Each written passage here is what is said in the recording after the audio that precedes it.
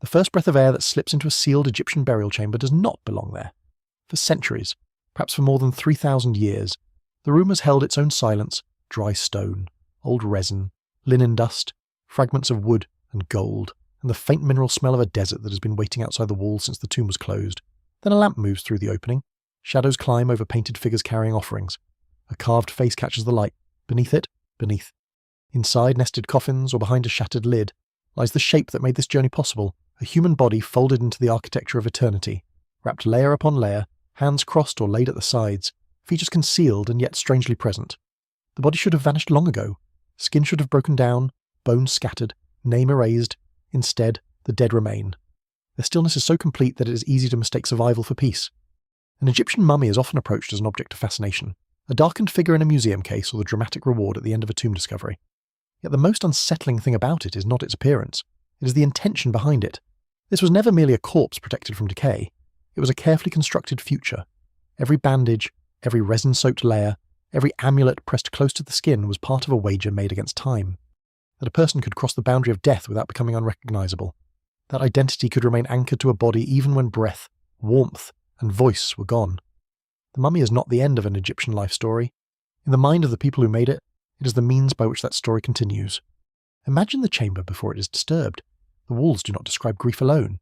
They show bread, beer, oxen, fields, boats gliding through reeds, servants carrying linen, gods extending protection, and the deceased standing upright with a confidence that death appears unable to interrupt. The paintings are not memories in the modern sense, arranged as comforting scenes for those left behind. They are active provisions. What is depicted may be made available again. What is named may endure. What is preserved may awaken to renewed existence. In the centre of that world of images lies the mummy, silent but essential, like the fixed point around which an entire afterlife has been built. Before we go deeper, take a moment to like the video and subscribe if this is the kind of history and mystery you enjoy, because the secrets of Egyptian mummies do not begin with curses, golden masks, or even pharaohs.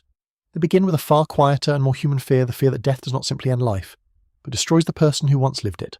Across most of human history, the dead return quickly to the earth, flesh disappears, faces are lost. Even graves can fade from memory once the generations that visited them have gone. Ancient Egypt confronts that disappearance with unusual determination. Its people do not merely mourn the body, they defend it. The word mummy carries its own long history of misunderstanding. It comes not from ancient Egyptian language, but through later Arabic and Persian associations with bitumen, the dark substance Europeans once believed coated preserved bodies. In fact, Egyptian embalmers used an evolving range of materials: oils, plant gums, animal fats, beeswax, conifer resins, and, in some periods and circumstances, dark embalming mixtures that could make wrappings gleam almost black. The preserved human being hidden within those wrappings had an Egyptian name and religious purpose far older than the foreign word now used for it. Long before outsiders treated mummies as curiosities, medicines, collectibles, or subjects for public unwrapping, they were persons whose bodies had been ritually altered so they might become effective, transformed dead. That transformation is easy to romanticize when viewing a beautifully painted coffin under clean museum lighting. The ancient reality is more intimate, more difficult, and more remarkable. Someone had died. Perhaps the dead person was elderly, perhaps young, perhaps a king, a priest, an administrator, a craft worker, a mother, or a child. The household had lost a voice and a presence. The body, still unmistakably theirs, immediately began to face the physical processes that overtake every human being. In Egypt's heat, decay could be swift unless circumstances intervened. Those responsible for the burial were therefore caught between two kinds of time: the urgent time of the corpse, changing day by day, and the immense time promised by religion, in which that body might be required forever. To look at a mummy is to witness the answer to that pressure. The solution was not found all at once, nor practiced in one unchanging way across 3 millennia of Egyptian history. Some mummies are exquisitely preserved, others are fragile, poorly treated, or almost skeletal beneath elaborate wrappings. Some were made at moments when embalmers possessed great skill and costly materials. Others reveal shortcuts, substitutions, mistakes, or even concealments. Scholars still debate particular recipes, workshop traditions, and the meanings of certain ritual choices because the evidence remains incomplete, and because embalming was both practical work and sacred secrecy. The popular image of one perfect procedure applied to every Egyptian dead person is itself a modern simplification.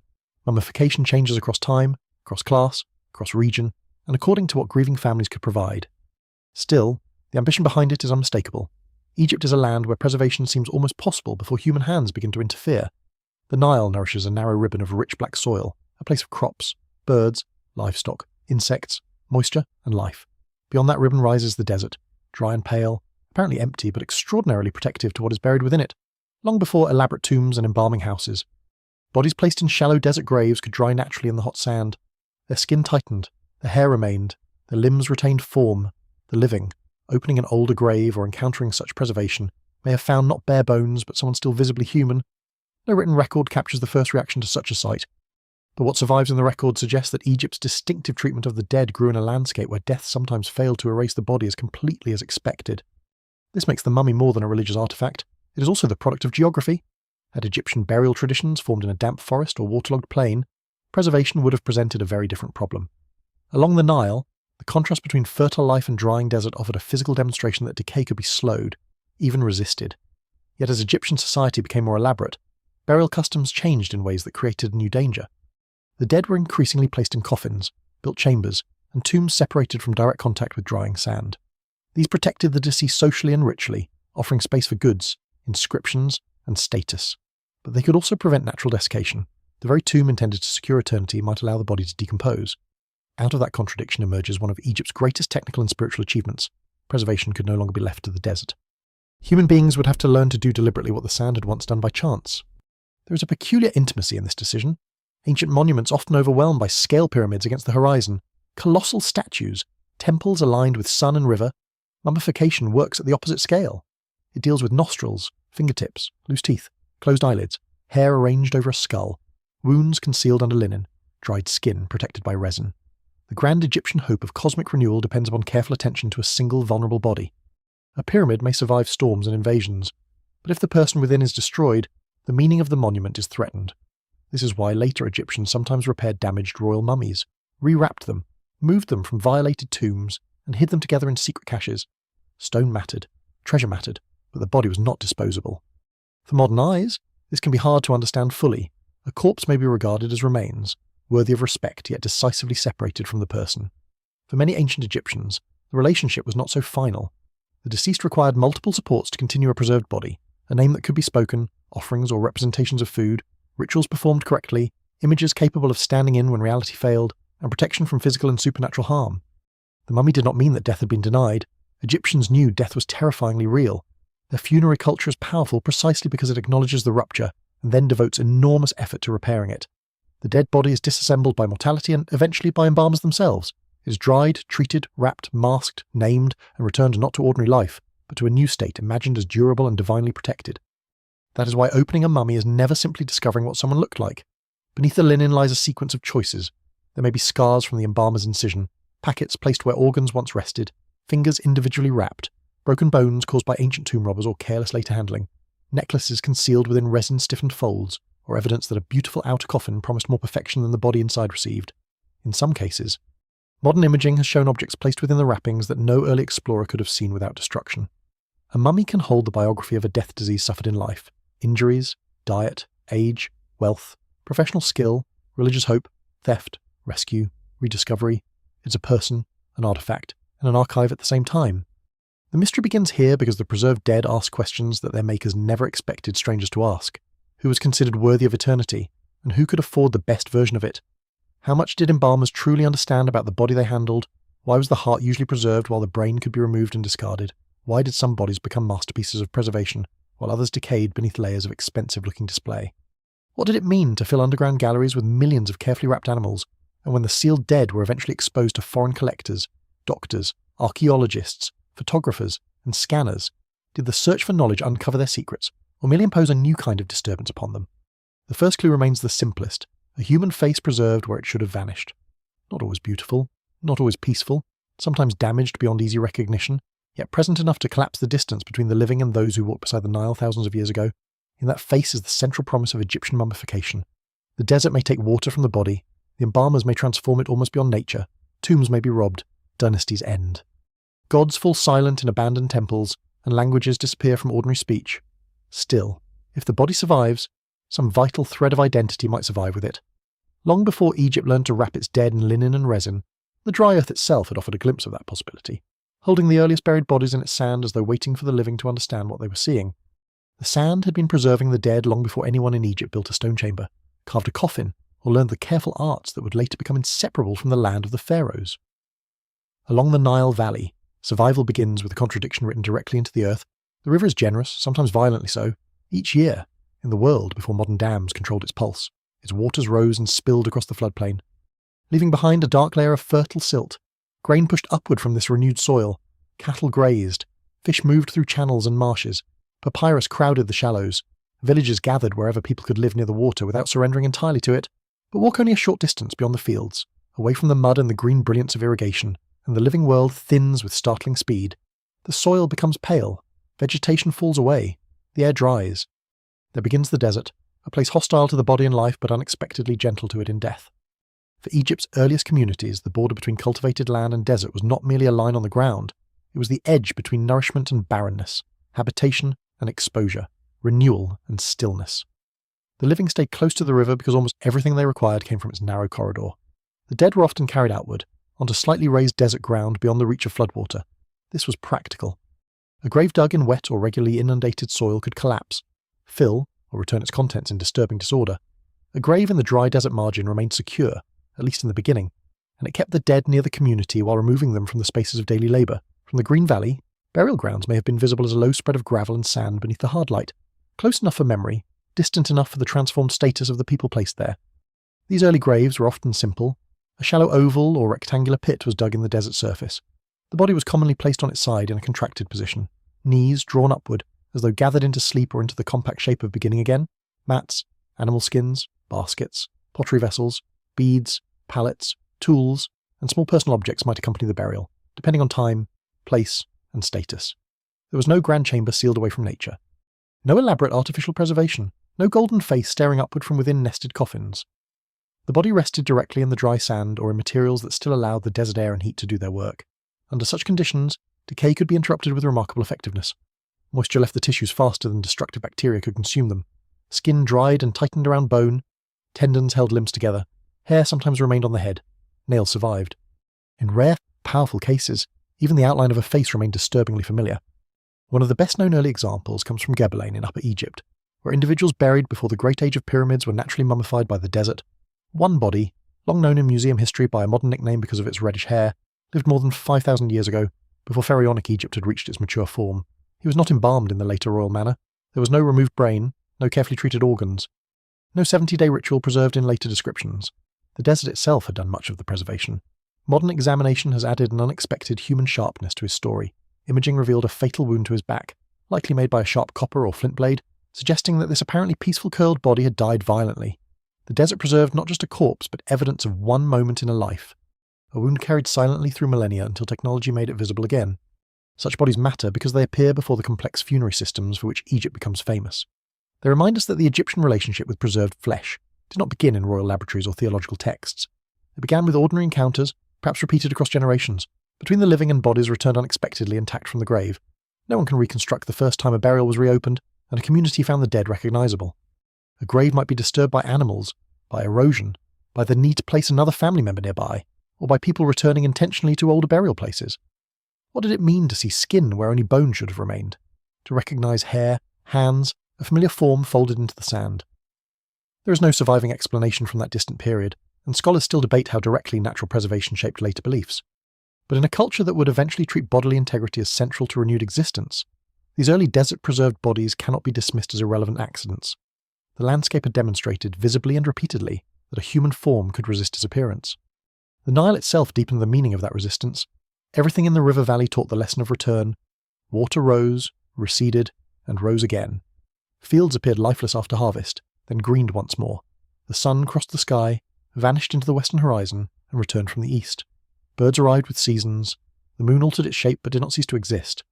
Even the geography of burial acquired a symbolism that later generations would develop with extraordinary richness. Many cemeteries lay toward the western desert, the direction in which the sun sank and the dead entered their hidden realm. It would be too simple to claim that one environment automatically produced one religion. Human belief is never that mechanical. Yet Egypt offered its inhabitants a world where death and renewal seemed to meet everywhere, and where the dried body in a desert grave provided a physical anchor for hopes that might otherwise have remained unseen. Life on the floodplain also made bodily destruction easy to imagine. The Nile was a source of abundance, but it was not a gentle garden untouched by risk. Crocodiles waited in its waters. Hippopotamuses could overturn boats or devastate crops. Disease flourished in the same communities nourished by irrigation. Flood levels could bring prosperity or distress. Too little water threatened hunger. Too much could damage homes and fields. Infant and childhood mortality was high, injury common. Childbirth dangerous, infection relentless. Death was not distant or sanitized. The dead had been family, neighbors, leaders, laborers. Their absence changed the economy of a household as well as its emotions. Burial was therefore not an abstract encounter with eternity. It took place amid grief, uncertainty, and the practical reality that people understood what happened to bodies because they lived close to animals, slaughter, illness, birth, and decay. The desert grave offered a particular consolation. It kept the dead whole without requiring that the living possessed the later techniques of preservation, yet it also placed the deceased in a landscape that was barren and dangerous. The same dry ground that protected bodies offered little sustenance. This may help explain why grave goods appeared so early. Pots could hold food or drink. Tools and personal ornaments could maintain status or usefulness. Cosmetic palettes and beads could preserve aspects of identity. The objects were not necessarily placed according to the fully developed afterlife doctrines of later Egypt, but they reveal that the body was not being discarded as meaningless material. A burial arranged with care says that the deceased still mattered, still required attention, and perhaps still existed in some transformed relationship with those who remained beside the river. Archaeology finds these early beliefs only indirectly. Sand does not preserve explanations as easily as it preserves flesh. A pot beside a body cannot speak clearly about whether it was an offering, a possession, a symbol, or some combination of meanings. A contracted burial may suggest sleep, rebirth, familiar tradition, or simply a practical arrangement for a small pit. Evidence is often uneven because graves were robbed, eroded, excavated before modern methods, or preserved only in fragments. Yet patterns accumulate. Long before royal tombs filled with texts describing the dangerous journey after death, Egyptians are already devoting labour and objects to their dead. Long before embalmers learned to rebuild the body with linen and resin, burial in the desert maintains the deceased as a physical presence rather than allowing complete dissolution into the earth. There is another detail that alters the familiar image of early Egypt. These desert margins were not empty lands waiting passively beside the Nile. In much earlier millennia, when northern Africa was wetter, regions now associated with severe desert had supported lakes, grasslands, animals, and human movement. By the periods in which recognizable Egyptian farming communities and cemeteries developed, the drying climate had concentrated life increasingly toward the reliable water of the Nile. The desert was therefore not simply a timeless backdrop. It was part of a transformed world, a drying landscape pressing human communities toward the river, while also creating the preservation conditions that made Egypt's dead so extraordinary. The same broad environmental change that narrowed the zone of life strengthened the boundary in which the dead could endure. At dawn, that boundary must have been especially striking. From a settlement near the river, the first light would reveal fields damp with irrigation, smoke rising from domestic fires, cattle calling, fishermen moving toward the water, and beyond them the burial ground already warming under the sun. The dead lay close to all that movement but untouched by its moisture. Their bodies dried in silence while children were born, crops cut, homes rebuilt, pottery broken. And family memories altered with each generation. Some graves disappeared beneath shifting sand or were disturbed beyond recognition. Others held their contents long enough for an astonishing connection to survive skin, hair, the position of arms and legs, the curve of a skull still enclosed by tissue. The dead did not speak, but they had not become entirely anonymous either. It is tempting to see in these preserved bodies the inevitable beginning of all that followed the embalmers, the masks, the royal tombs, the spells, the wrapped gods and sacred animals. History is rarely so tidy. Early Egyptians did not wake one morning, see a naturally dried burial, and invent the grand funerary traditions of later dynasties. Belief changed slowly, unevenly, through customs repeated and transformed across centuries. Communities differed. Status mattered. New forms of leadership and ritual emerged. Ideas that are clear in later religious texts may not yet have existed in the same form among the earliest desert burials. No single explanation fully accounts for the growth of Egyptian mortuary culture. But it is equally difficult to believe that generations living among naturally preserved dead learned nothing from the site. The preserved body offered a possibility with enormous emotional force. Death might stop movement, voice, hunger, and breath. But perhaps it did not need to erase the shape of the person. Perhaps the boundary could be managed. Perhaps the dead could remain distinct, protected, recognizable, and connected to a world that continued to provide for them. A naturally mummified body was not merely evidence of dry conditions. It was proof, in the most immediate form available, that the face of death did not always have to be destruction. And yet the success of the desert contained the seed of a coming problem. As communities grew more organized, as wealth became more visible, as burials acquired greater protection and greater display, the dead would increasingly be separated from direct contact with the preserving sand. Mats became more substantial coverings. Graves became more constructed spaces. Coffins and chambers offered dignity, security, and status. But they changed the physical conditions that had once allowed the desert to perform its quiet work. The body enclosed and sheltered from the sand could decay in darkness. The ancient certainty that the dry earth preserved the dead now faced an uncomfortable challenge if the grave itself prevented preservation. Human hands would have to learn how to preserve what the desert could no longer reach.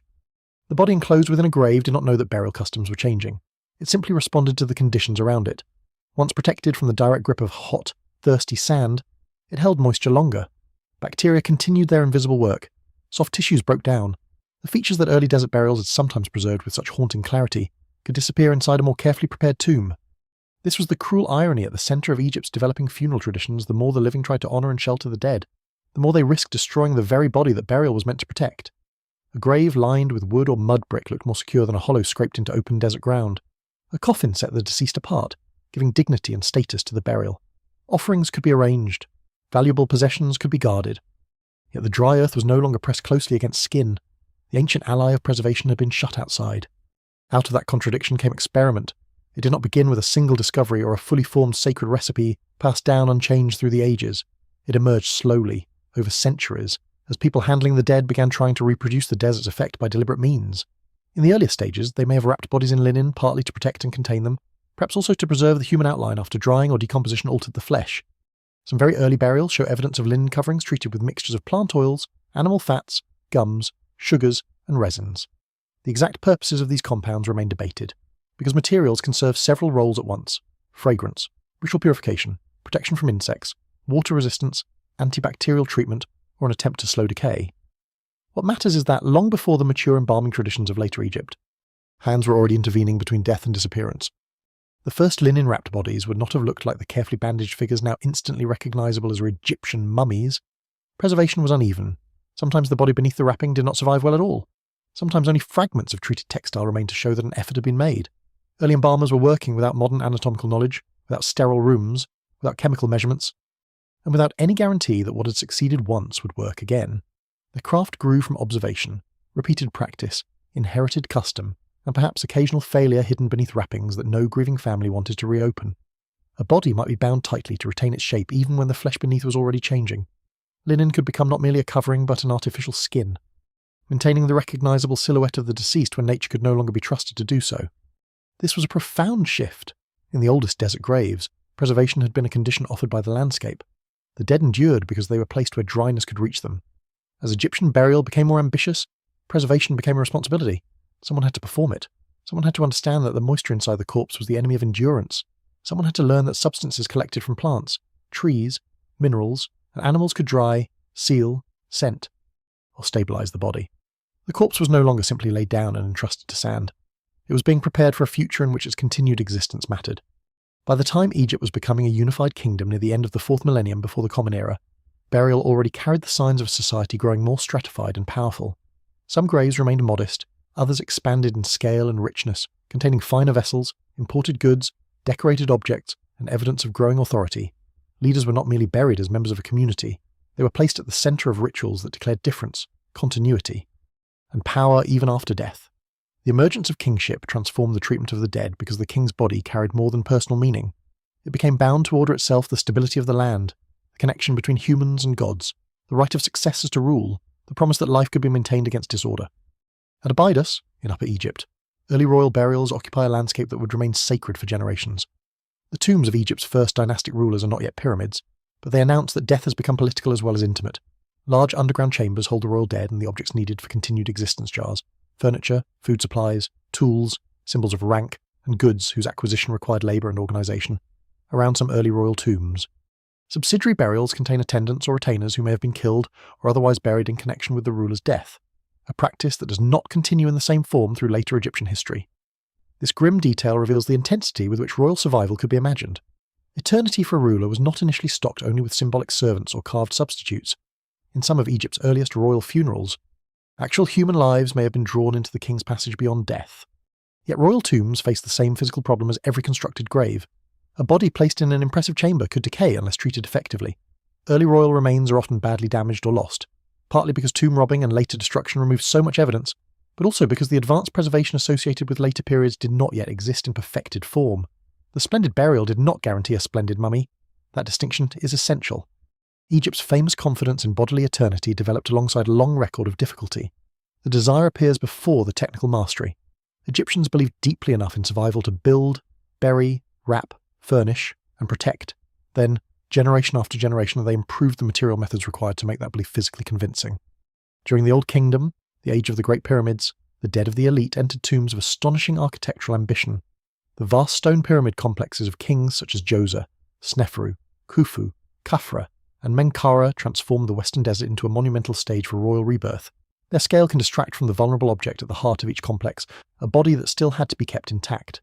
Massive limestone blocks could shield a burial chamber, but they could not automatically preserve human tissue, nor could they defeat theft forever.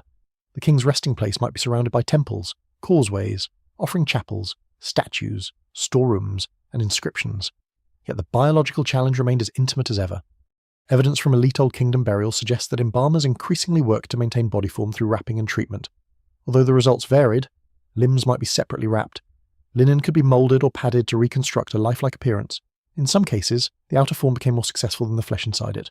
Rather than a naturally preserved body simply covered for protection, there could be a carefully built human shape, a linen likeness of completeness. The idea is striking if decay had damaged the corpse. Ritual skill and craftsmanship might restore its outward integrity. The deceased needed to be whole, and if biology failed, artifice could answer. One surprising survival from this world comes from a tomb near the step pyramid of Djoser at Saqqara, where remains associated with a noblewoman traditionally identified as Hetepheres show early efforts at shaping a wrapped body into a human form. The actual condition and interpretation of such early mummies can be complicated, and the evidence is often incomplete. But these burials demonstrate that preserving appearance had become a serious concern among the elite. The mummy was beginning to be constructed, not merely dried. Linen could fill gaps, form contours, and keep the deceased visibly human beneath the funerary layers. This practice foreshadows later methods in which embalmers would use packing beneath the skin, artificial eyes, resin, cosmetics, and elaborate bandaging to defeat the shrivelling effects of desiccation. All of this unfolded within a belief system becoming more detailed and more demanding. The king, in early royal theology, was especially associated with continued existence among divine powers, rising to the sky, joining imperishable stars, or entering cycles linked with the sun. The pyramid texts, carved into royal burial chambers beginning toward the end of the Old Kingdom, preserve spells intended to help a dead king overcome dangers, ascend, eat, breathe, command, and exist as a powerful transformed being. These texts do not reduce afterlife belief to one tidy doctrine. Images of the dead king joining the stars exist alongside images of him travelling with the solar god, being restored like Osiris, receiving offerings, and continuing royal power in altered form. Egyptian religion was capable of holding several visions of survival together, without requiring them to fit into one exact explanation. The body remained central within these widening possibilities. A king might ascend to the heavens, but his corpse still rested below. A deceased noble might receive offerings through a chapel, appear in reliefs as eternally vigorous, and possess a statue able to stand in for the body if harm occurred. Yet the mummy still required protection. Preservation did not imply that Egyptians imagined the dead simply awakening and walking out of the tomb as before. Their hopes were stranger and more layered. The corpse became an enduring home, a physical point of recognition, a sacred image of the person transformed. It could be visited by aspects of identity that moved more freely. It could receive ritual power. It could ensure that the deceased did not become faceless and scattered and helpless in the dangerous world beyond ordinary life. As funerary beliefs spread and developed beyond the king alone, the demand for preservation grew.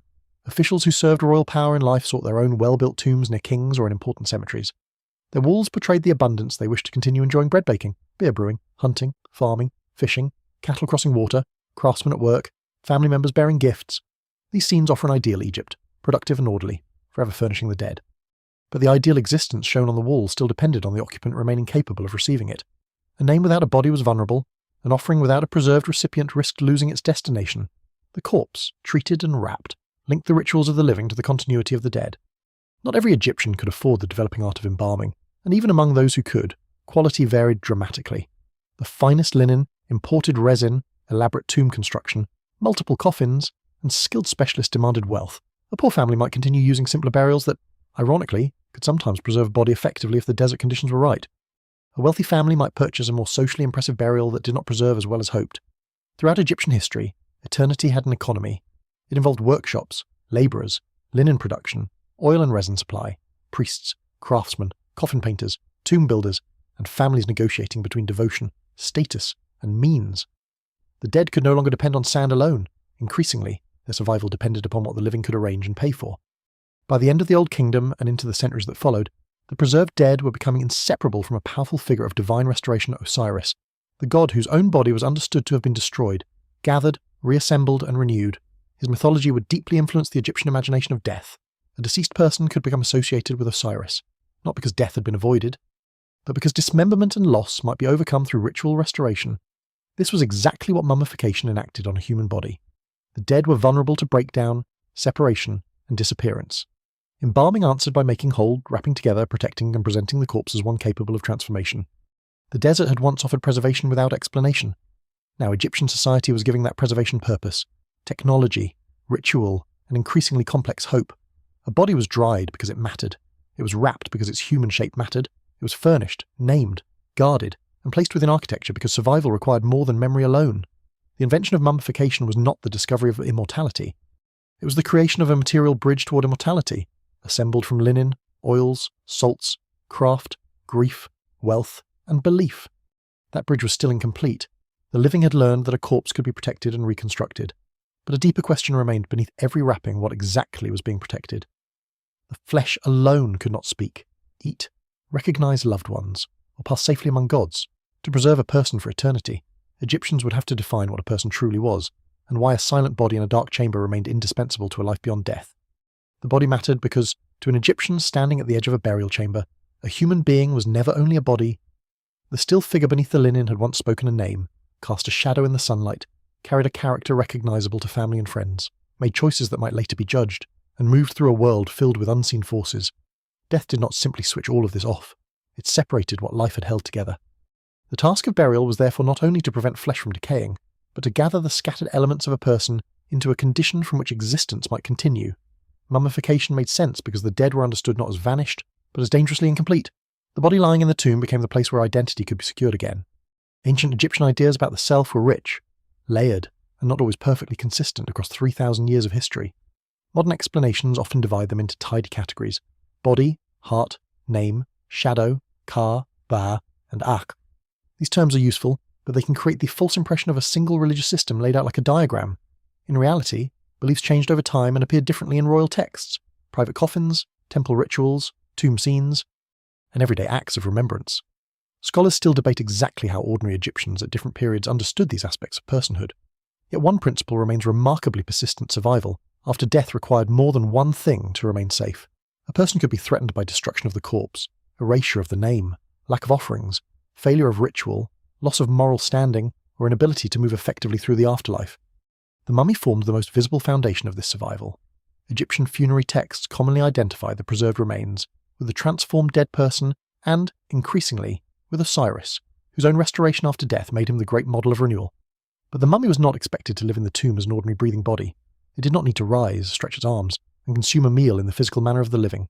Instead, it provided permanence and recognition.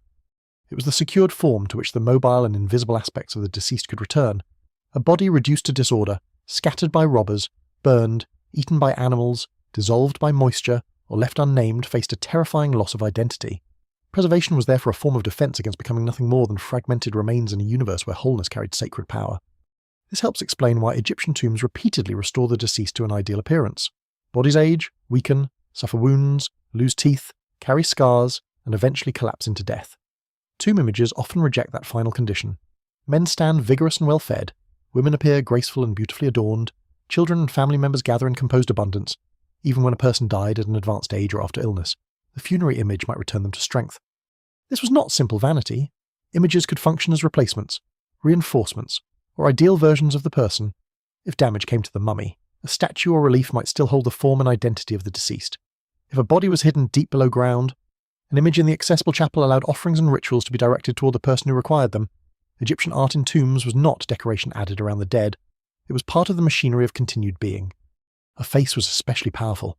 The masks placed over mummies in later periods, ranging from painted cartonnage to the astonishing golden covering of a ruler such as Tutankhamun, did not merely hide the unsettling realities of the corpse. They supplied the dead with an enduring, recognizable, transformed face. Gold, associated with the imperishable flesh of the gods, could declare that the deceased no longer belonged solely to the vulnerable human world. Artificial eyes, painted brows, wigs, necklaces, and carefully modelled features restored presence where desiccation had altered the original face. The mummy might be dried, sunken, and fragile beneath the covering, but the image presented outwardly was composed and complete. Eternity demanded not the accidental appearance left by death, but the perfected appearance suitable for renewed existence. Yet appearance alone was not enough. The dead person had possessed a name, and in Egypt the name was not a convenient label detachable from the individual. To preserve a name was to preserve a person's ability to remain known and addressed. Tomb walls repeat names beside figures, offering formulas invoke names, coffins identify their owners, and inscriptions ask the living to speak words on behalf of the deceased. A name carved into stone could continue to exist long after the voice that first answered to it fell silent. This is one reason the deliberate removal of names and images carried such force. When later rulers attacked the memory of predecessors, rivals, or condemned figures, erasing a name was not merely rewriting political history, it could be an assault upon survival itself. To be unnamed was to risk losing the pathway by which offerings, memory, and identity reached the dead. The importance of the name casts even the humblest act of remembrance in a different light. A visitor passing a tomb and pronouncing the owner's name might briefly reactivate a connection between the dead and the world of speech. Families maintained offering places and inscriptions not only to show affection, but because the deceased continued to depend upon recognition. The fear underlying this system was not simply death, but oblivion.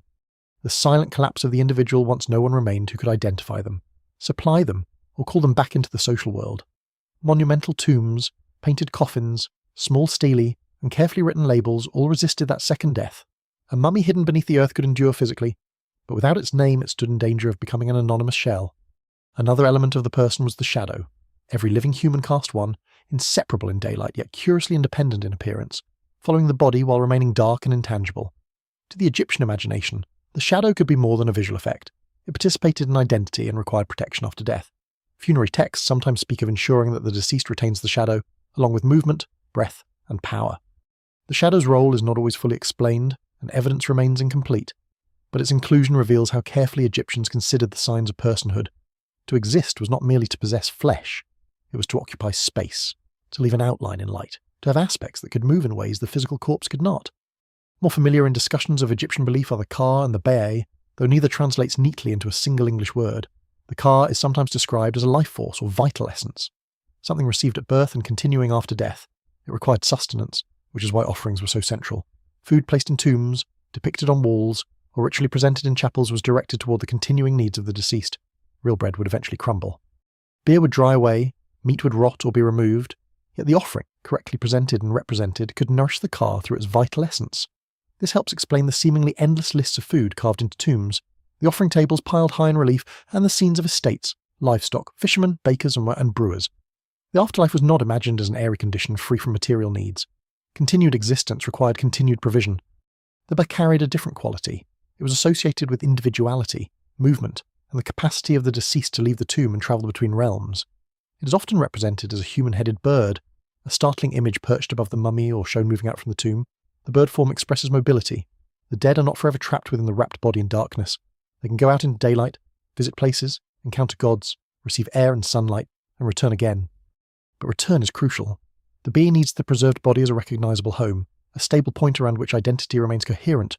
A destroyed body threatens not because the dead are imprisoned within it, but because movement without return risks disconnection and loss. The mummy anchors the person while other aspects remain active beyond it.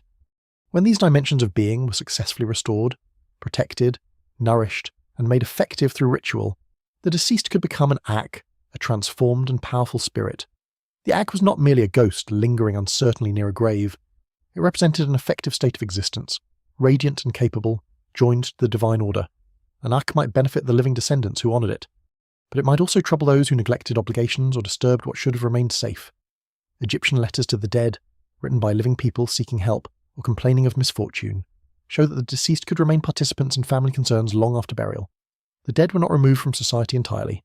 They had changed condition, gained different capacities, and entered a relationship with the living that demanded care. At the centre of this entire arrangement lay the heart. Unlike the brain, which embalmers in later periods often removed during mummification, the heart was normally left within the body or replaced with a symbolic heart scarab if it was absent or damaged.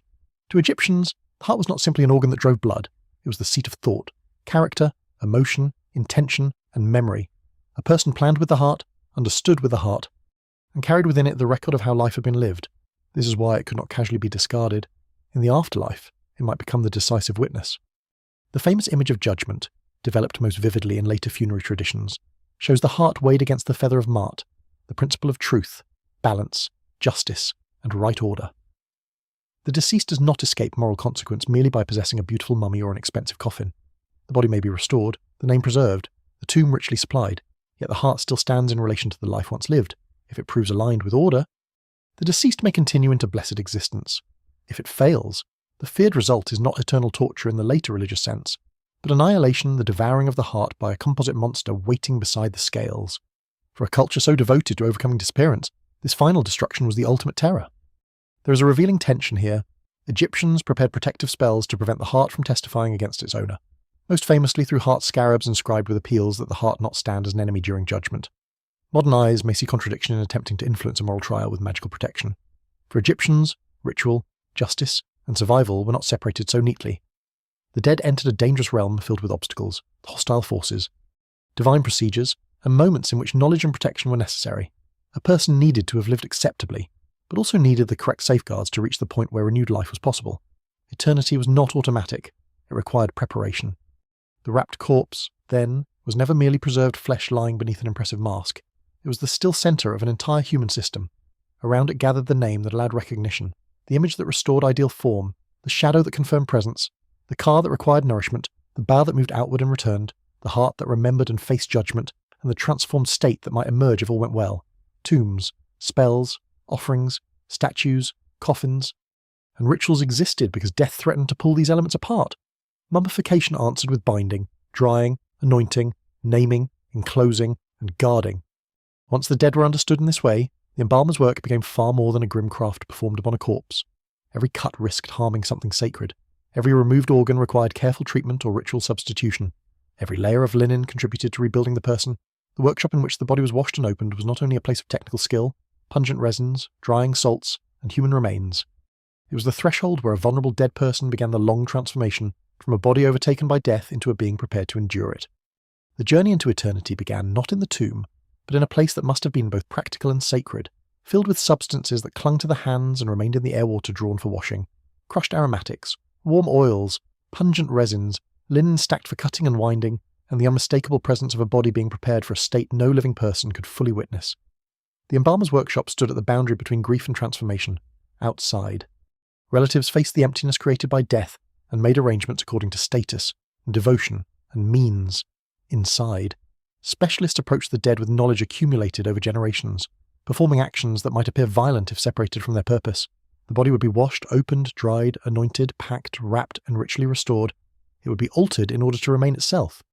Much of what is commonly imagined about mummification comes from accounts written by outsiders long after the practice had already developed through thousands of years.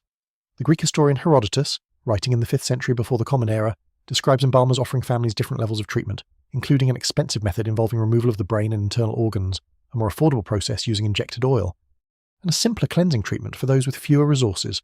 His account is invaluable, but it does not describe all periods or every regional practice, and it views Egyptian procedures through foreign eyes. Archaeology reveals a far more varied story. Different bodies were prepared in different ways. Techniques changed. Materials shifted according to availability and cost. Some procedures were meticulous, others were incomplete, hurried, or disguised beneath impressive external wrappings. The embalming workshop was not a single unchanging institution, but a world of skilled labour, ritual obligation, commercial choice, and occasional imperfection. When the body arrived, it had already begun to change. Egyptian embalmers did not preserve a lifelike sleeper untouched by decay.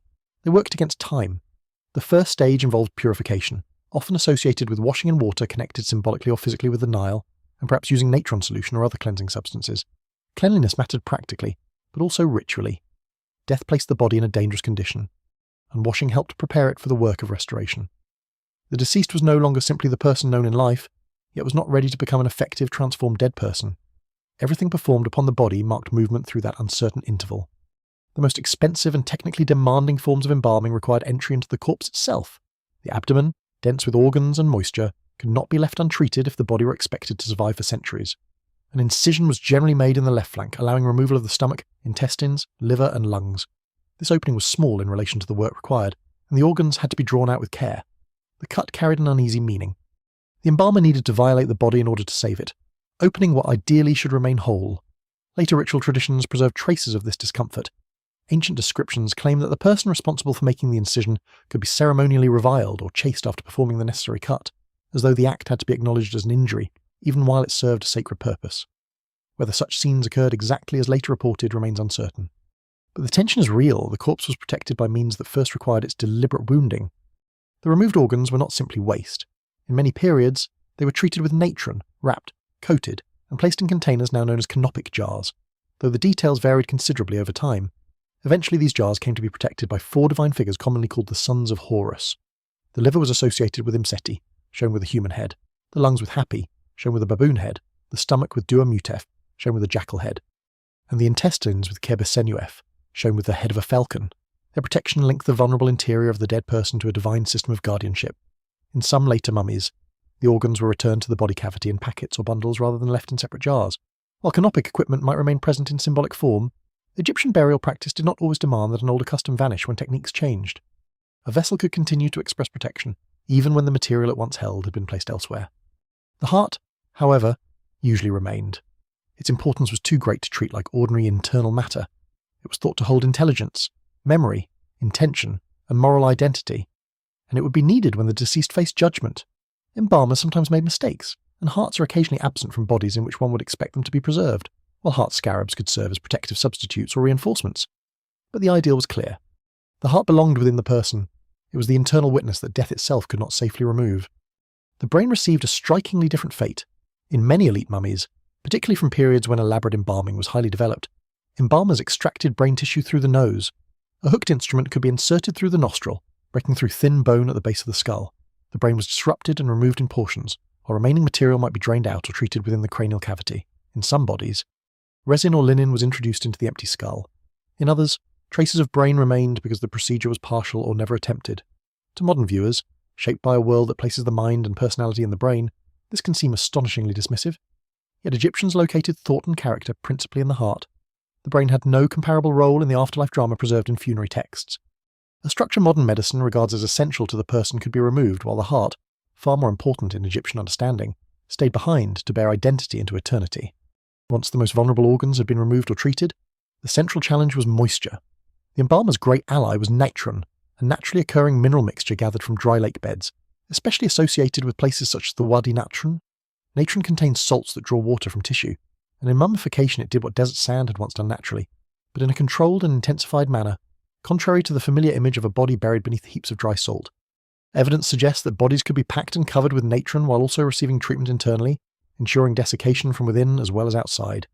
The body remained in this drying process for many days, often understood within an overall preparation period of around 70 days, though exact stages and durations may have varied. During desiccation, the dead person changed dramatically. A body does not emerge from drying as a peaceful duplicate of its living appearance. Water leaves the tissues, skin contracts, the cheeks sink, the abdomen collapses, limbs grow lighter and more rigid, the face becomes narrow and unfamiliar. To preserve the body was therefore not automatically to preserve recognizability. The successful mummy needed reconstruction. Embalmers could fill the emptied abdominal cavity with packets of linen, sawdust, sand, lichen, mud, resinous material, aromatics, or other substances, depending on period and quality. They might place packing beneath the skin to restore contour to cheeks, limbs, or torso. False eyes could replace those changed by death and drying, allowing the deceased to present an alert human face once more. In especially carefully prepared mummies, nails could be secured, damaged areas repaired, and the surface treated so that desiccation appeared less like destruction and more like transformation. Here the technical and sacred work become impossible to separate. Resin sealed and protected, but it also carried scent, colour, and religious associations. Oils softened and anointed, but they also recalled purification and divine care. Linen supported fragile remains, but it also enclosed the dead in ritual protection. The materials used in embalming were gathered through networks that reached far beyond the workshop flax cultivated and woven into cloth. Natron transported from mineral deposits, oils pressed from plants, beeswax, animal fats, plant gums, and resins obtained locally or brought through trade from Eastern Mediterranean and Near Eastern regions. Scientific analysis of embalming mixtures has revealed that Egyptian practitioners were capable of combining substances with antibacterial and preservative properties, sometimes using imported resins whose presence speaks of costly supply lines devoted to the treatment of the dead. Eternity required theology, but it also required logistics. The body, once dried and restored in shape, was anointed. Oils and resinous preparations could darken the skin and coat the surface. The scent must have been intense sweet, smoky, bitter, woody, oily, and heavy in enclosed spaces. Smell mattered in a world where decay announced itself forcefully. A fragrant body was not simply more pleasant for mourners and priests. It had been purified of corruption and associated with the pleasing scent of sacred presence. The dead were being made fit to enter a divine condition. Resin might also harden the body and attach wrapping so firmly that, centuries later, modern investigators found it nearly impossible to separate linen from skin without damage. The very materials intended to protect sometimes rendered later examination invasive and destructive, a final defensive success that early unwrappers frequently ignored. Wrapping was not performed as though bandages merely concealed a completed mummy. It was part of making the mummy. Length after length of linen was wound around individual fingers and toes, hands, feet, limbs, head, and body. Padding could shape the figure, larger shrouds could envelop the whole. Resin or oils might be applied between layers, gluing them into a dark, rigid casing. Priests and embalmers performed rituals during the process, and amulets could be inserted at meaningful positions against the body or among the folds. A scarab near the heart, an eye-shaped amulet for protection and restoration. Knots, pillars, divine figures, and other small objects created a hidden defensive landscape beneath the outer wrappings. Many would never be seen again by the family. Their value lay not in public display, but in their closeness to the vulnerable dead. Not all linen was new or luxurious.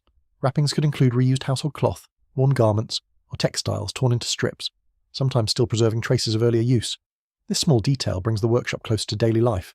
A mummy might contain not only costly sacred preparation, but familiar cloth once handled in the living world. Linen itself carried enormous value in Egypt. Producing it demanded flax cultivation, spinning, weaving, storage, and labour. To encase a body in great quantities of fine textile was both an act of care and a declaration of means. For elite dead, the wrapping could be abundant, intricate, and costly. For others, the work might be simpler. Some families purchased lesser procedures, some mummies were prepared with limited skill or limited material, some outer presentations hid disappointing preservation beneath them. Even in the shadow of eternity, the inequalities of life continued. There were also deceptions. Modern scans and examinations have revealed occasional mummy bundles containing incomplete remains, confused remains, or bodies treated less thoroughly than their impressive wrappings suggested. In the vast industry surrounding animal mummies, the gap between outer appearance and inner contents could be even wider. But human burials also remind us that embalmers were people working within economic pressures, institutional traditions, and varying degrees of honesty. Most evidence points to an extraordinary commitment to preserving the dead, yet reverence should not erase human complexity. A workshop could be sacred and commercial at once. It could produce masterpieces of anatomical preservation and hurried treatments for clients unable to pay more. It could hold genuine devotion, inherited skill, fear of impurity, and the ordinary weaknesses that accompany every profession. When wrapping was complete, the mummy no longer appeared as a damaged corpse undergoing repair. It had become a finished sacred form, ready for coffin, mask, ceremonies, and burial. The person who had entered the workshop in the vulnerable condition of recent death left it transformed into an enduring figure, bound, protected, scented, supplied with hidden powers, and prepared to meet the tomb not as a place of decomposition, but as a chamber of renewal. Yet the silent form concealed everything that had been done, the empty spaces packed with linen, the organs placed under divine protection, the brain removed from the skull, the heart guarded within, the layers of material standing between the dead and the forces that threatened dissolution. The embalmers had answered the ancient problem first posed by the desert.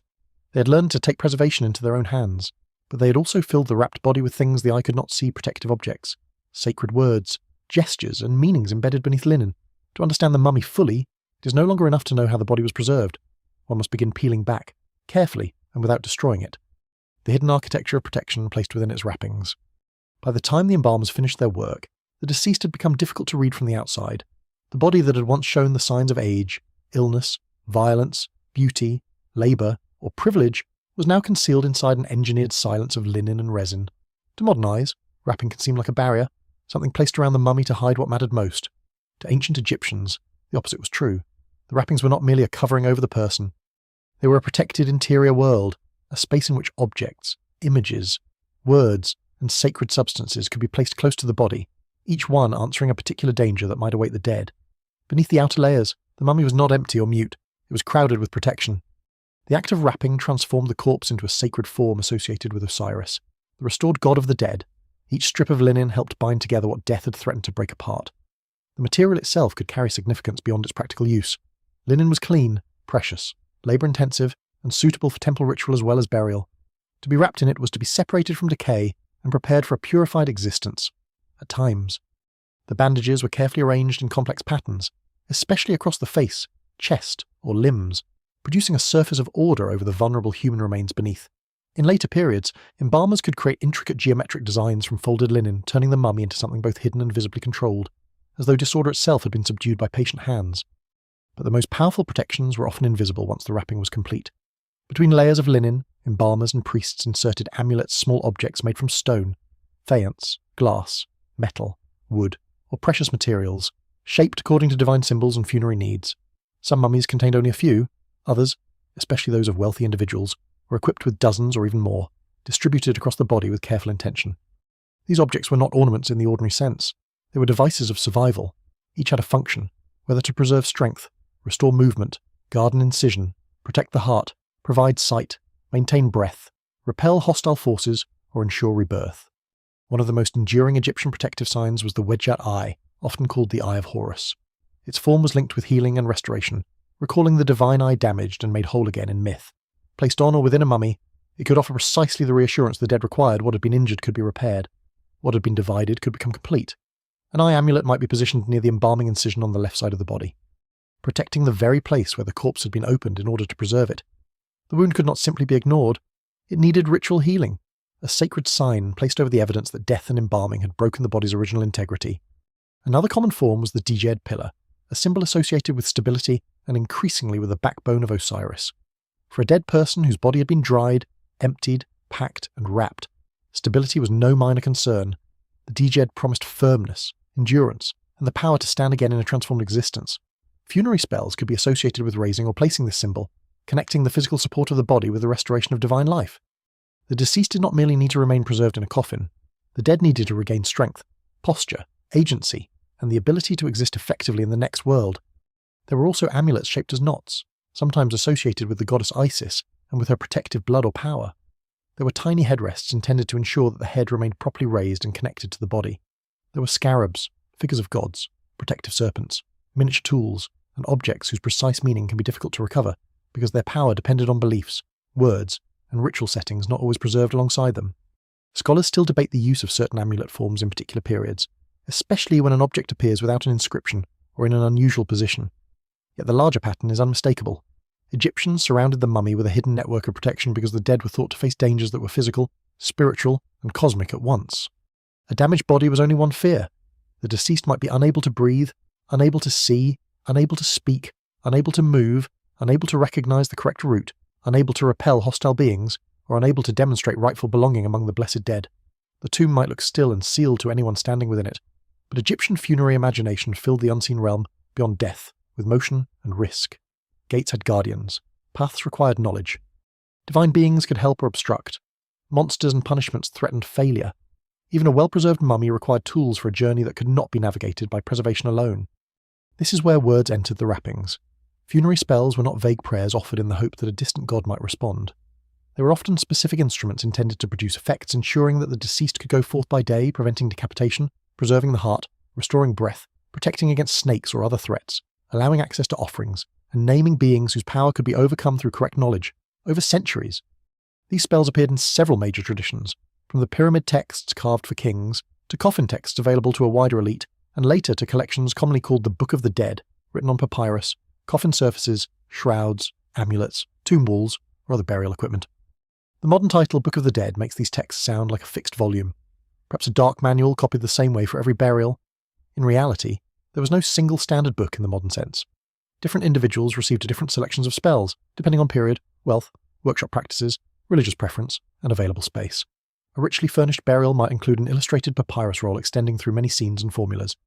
Another person might receive a shorter group of text on a coffin or small object. A spell inscribed on an amulet could place protective language directly against the body, hiding words within the linen where they were meant not for living spectators, but for the deceased and the powers encountered after death. Knowledge itself became part of the mummy's equipment. Some spells addressed the body with almost anxious precision.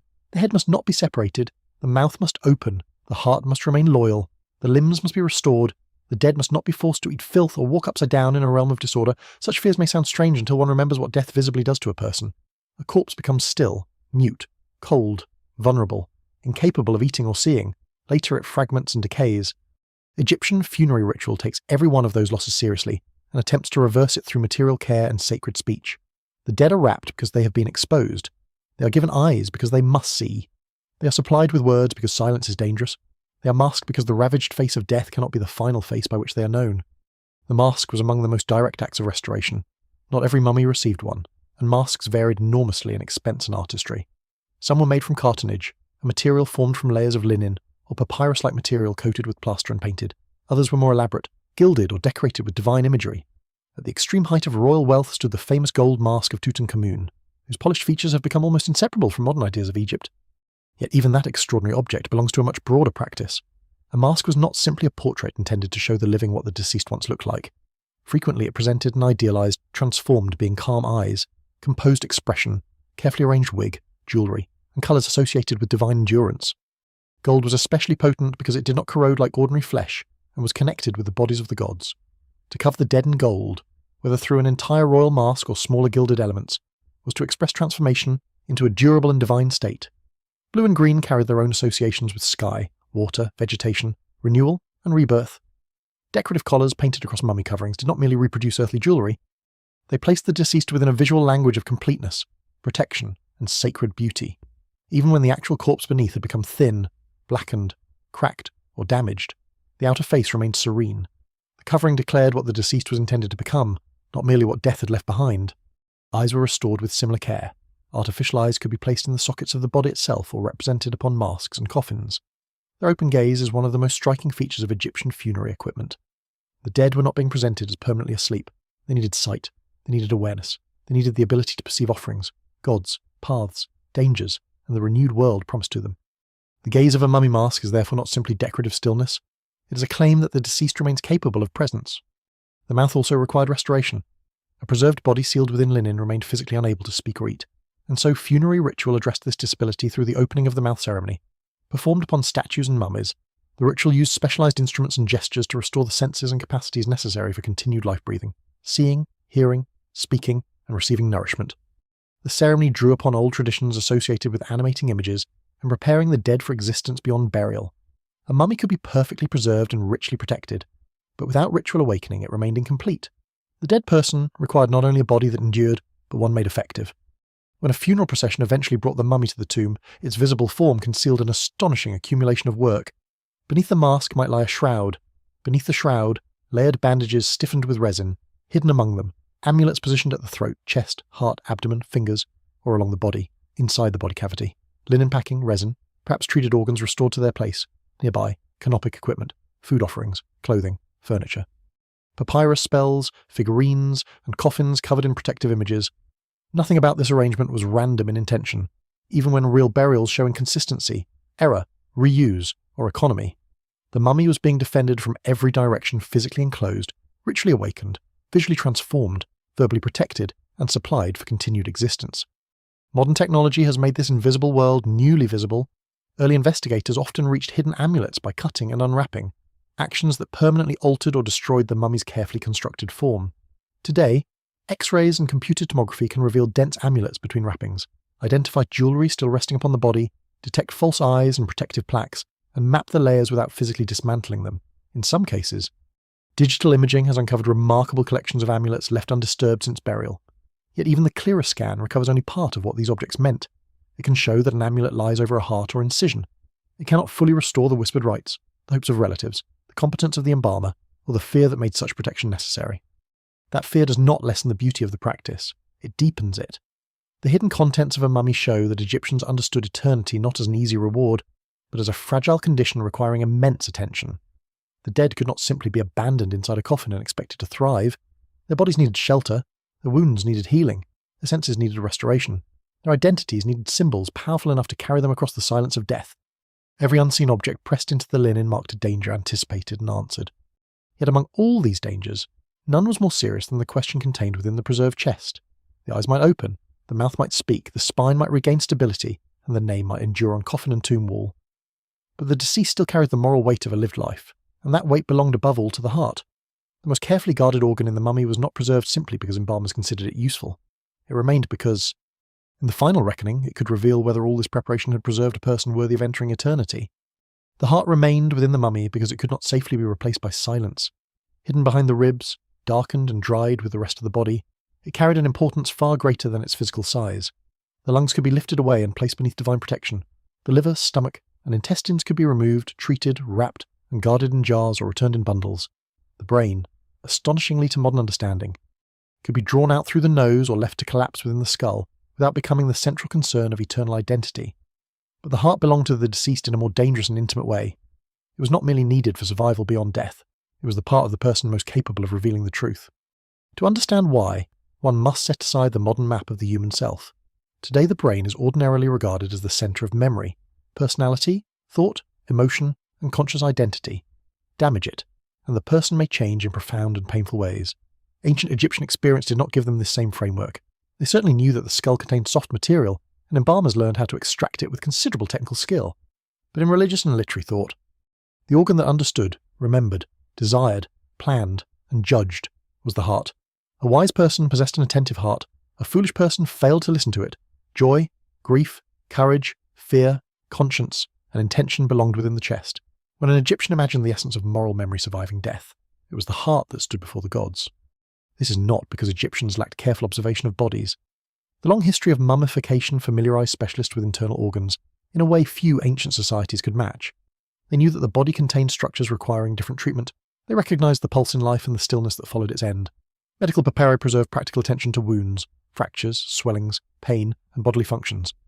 One extraordinary surgical text describes head injuries in which damage to the skull can produce strange symptoms elsewhere in the body, showing that Egyptian observers could notice connections between injury to the head and altered function. Yet religious meaning does not develop solely from anatomical observation. The beating heart could be felt in fear, exertion, excitement, and distress. It seemed visibly, physically bound to inner life, the brain. Sealed away in bone and largely unnoticed until injury or embalming exposed it, did not claim the same symbolic authority. So the heart was normally left in place during embalming, still lodged in the dried chest of the mummy, preserved for a moment that every funerary preparation anticipated. Death was not simply an opening into comfort. The deceased had to be shown capable of joining a realm governed by Mat, the principle of rightness, truth, balance, justice, and ordered existence. Mat was more than moral virtue in the narrow sense. It was the condition that allowed the world to function. The regular rising of the sun, the rightful rule of the king, fairness among people, offerings reaching the gods, the Nile sustaining the land, and chaos held at bay. A dead person who wished to continue in blessed existence had to belong within this order rather than threaten it. The heart therefore entered judgment.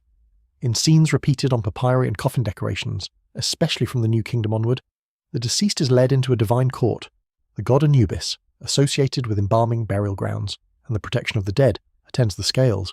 On one side rests the heart, on the other appears the feather of Ma'at, light in form but immense in meaning. Thoth, the ibis-headed god of writing and knowledge, records the result. Nearby stands Osiris, enthroned ruler of the dead, surrounded by the powers who oversee the passage into renewed existence. Waiting with a terrible stillness beside the balance is Amit, a composite devourer formed from the dangerous parts of crocodile, lion, and hippopotamus, creatures capable of turning Egyptian life into sudden destruction. If the heart fails the test, Amit consumes it. The person does not simply suffer punishment. The person faces a second and more final death, an end from which there is no restoration. For a culture that expended such care resisting disappearance, this possibility must have carried enormous weight. Linen could preserve the limbs, resin could defend the skin, a painted coffin could preserve the face, a tomb inscription could repeat the name, priests could supply offerings, descendants could speak prayers, and amulets could guard against dangers in darkness. Yet none of these guaranteed success if the heart proved too heavy with disorder, wrongdoing, or falsehood. The dead person arrived in the afterlife still carrying what had been done during life. In that sense, the mummy did not erase mortality or consequence. It preserved the individual long enough to face them. Alongside the weighing of the heart appeared formulas often called the negative confession, in which the deceased denies a series of offences before divine judges. The exact list varies across versions, but the denials invoke a recognisable moral landscape the dead claims not to have stolen, killed wrongfully, lied, caused suffering, cheated in measures, damaged offerings, polluted sacred things, or abused power. These declarations do not provide a simple diary of ordinary Egyptian ethics, and no one should imagine every person buried with such texts had lived faultlessly. They express an ideal condition required for entry into the ordered world of the blessed. The deceased needed to be presented as one who had not lived in opposition to Mat. Yet the heart itself posed a difficulty. Unlike a flattering tomb painting or a carefully selected inscription, it belonged within the person. It knew. It remembered. It might speak against its owner. This fear lies behind one of the most revealing objects placed within Egyptian mummies, the heart scarab, usually formed in the shape of a scarab beetle, sometimes made of green stone or other materials associated with renewal. It could be placed upon the chest or incorporated within the wrappings close to the heart. The scarab evoked transformation and rebirth, drawing on the image of the beetle and the rising sun. But many heart scarabs carried a particular spell. The deceased appeals to the heart not to oppose him or her in judgment, not to bear hostile witness, not to tip the balance toward destruction. To modern thinking, this may seem like a desperate attempt to silence evidence in a divine courtroom, but Egyptian funerary religion did not sharply divide morality from ritual preparedness. Death exposed the person to confusion, hostility, vulnerability, and forces capable of interfering with the proper outcome. Spells were not necessarily intended to turn a wicked person into an innocent one by trickery. They could prevent betrayal, distortion, supernatural attack, or the heart's separation from the owner at the moment it was most needed. No single explanation fully accounts for how every Egyptian understood these texts. What survives in the record suggests a complex hope one must be worthy of order, but one must also be equipped to reach it unharmed. The heart's importance also explains why its accidental loss or deliberate removal could require repair. Not every mummy contains the organ as expected. Embalming was performed by human hands, and human hands could make errors. Bodies could be disturbed, damaged by robbers, poorly preserved, or treated according to changing customs. When the heart was absent, a scarab or other symbolic provision could compensate, protecting the essential role the organ represented even when the original flesh was gone. Egyptian funerary practice repeatedly shows this ability to answer loss with substitution. If a limb was damaged, wrappings could restore the shape. If the face was altered, a mask could supply an ideal one. If food would perish, its image or inscription could continue providing sustenance. If an organ was missing, sacred objects and words could restore function. The goal was not to deny damage had occurred, but to make damage powerless. Against this solemn preservation of the heart, the fate of the brain continues to startle. In many mummies, the brain was removed by a method that demonstrates both anatomical knowledge and determined practicality. The embalmer inserted a narrow instrument through a nostril and penetrated the thin bone separating the nasal cavity from the skull. The soft tissue within could then be disrupted, extracted piece by piece, or allowed to drain after manipulation.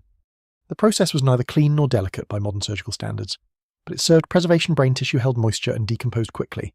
Once removed, the skull cavity might be rinsed or filled with resinous material or linen. In other mummies, the brain was left in place, later drying into a collapsed mass within the skull. The procedure varied by period, workshop, cost, and perhaps local custom. There is a tendency to describe this as proof that Egyptians considered the brain completely worthless. The reality is more cautious. They did not give it the central identity-bearing status modern people do, and it does not occupy the heart's role in judgment or surviving selfhood. But embalming practices were not always expressions of contempt. Organs could be removed because decomposition demanded it. The brain might have been excluded from ritual importance not because it was despised, but because it had never become the seat of the person within Egyptian thought. The evidence remains incomplete, especially for what embalmers themselves believed during different periods. The striking point is not merely that the brain was discarded, it is that a civilization capable of detailed preservation and prolonged contact with the human interior placed moral consciousness elsewhere. Modern scans have made this difference visible in extraordinary detail. Computed tomography can show whether the skull was emptied through the nose, whether the route of extraction damaged particular bones, whether hardened resin accumulated inside, or whether dried cerebral remains still lie against the back of the cranium. Such examination has revealed that brain removal was not universal, not restricted by a simple rule, and not always performed even for highly placed individuals. Some royal mummies retain material within the skull, some non-royal bodies show elaborate extraction. Mummification was never as standardized as later summaries make it appear. The dead were prepared by real workshops over long centuries of changing practice, and each mummy records a slightly different negotiation between ideal and reality. The same scans reveal something else the heart can be difficult to identify after millennia, particularly when the chest has been packed, damaged, disturbed, or filled with dense resin. Researchers may be uncertain whether the organ remains or whether a mass in the chest represents another material. The organ once regarded as the decisive witness can itself become silent evidence, visible only as an ambiguous shape within an ancient body. Even where science uncovers embalming methods with remarkable precision, it cannot reenact the judgment the mummy was built to face. It can identify an amulet placed upon a chest. It can show that a heart scarab bears protective words. It can reconstruct anatomy and preservation technique. But it cannot measure Mart on a balance or tell whether the dead person's family feared a guilty heart, a vulnerable heart, or simply wanted every possible protection for someone they loved. That uncertainty gives the mummy much of its human power. Behind the theology lies an intimate truth. The Egyptians understood that a person carries something inward that outward display cannot settle. A wealthy man could commission fine coffins and elegant spells. A ruler could command gold, cedar, imported resins, temple prayers, and a tomb cut deep into rock. A poor person might possess almost none of these things. Yet the image of judgment placed all before the same balance. What mattered ultimately was not only how impressively the body had been preserved, but whether the person could stand within the order that made eternal life possible. For pharaohs, this question became especially charged. Their lives were surrounded by divine claims, public ceremony, and immense resources devoted to death. Their preserved bodies were not simply private remains, they were vessels of royal power, proof that the ruler had crossed from kingship on earth into a sacred condition beyond it. Their hearts, like those of others, still belonged to the hidden reckoning of death. But the bodies wrapped around those hearts would be prepared with a magnificence few others could approach, placed inside monuments and tombs whose very construction declared that Egypt's kings expected eternity to remember them. A king's death in ancient Egypt was never only the death of a man. Somewhere within the palace, a human body had stopped breathing, its heart now silent, its skin already beginning the slow physical surrender that followed every death in the Nile Valley. But beyond the private shock of that moment, an entire country faced a dangerous transition. The pharaoh was not simply a ruler who issued commands, received tribute, appointed officials, and led ceremonies. He stood at the center of a sacred order. In life he embodied kingship. In death he had to cross into the company of the gods without allowing the world he had governed to slip toward disorder.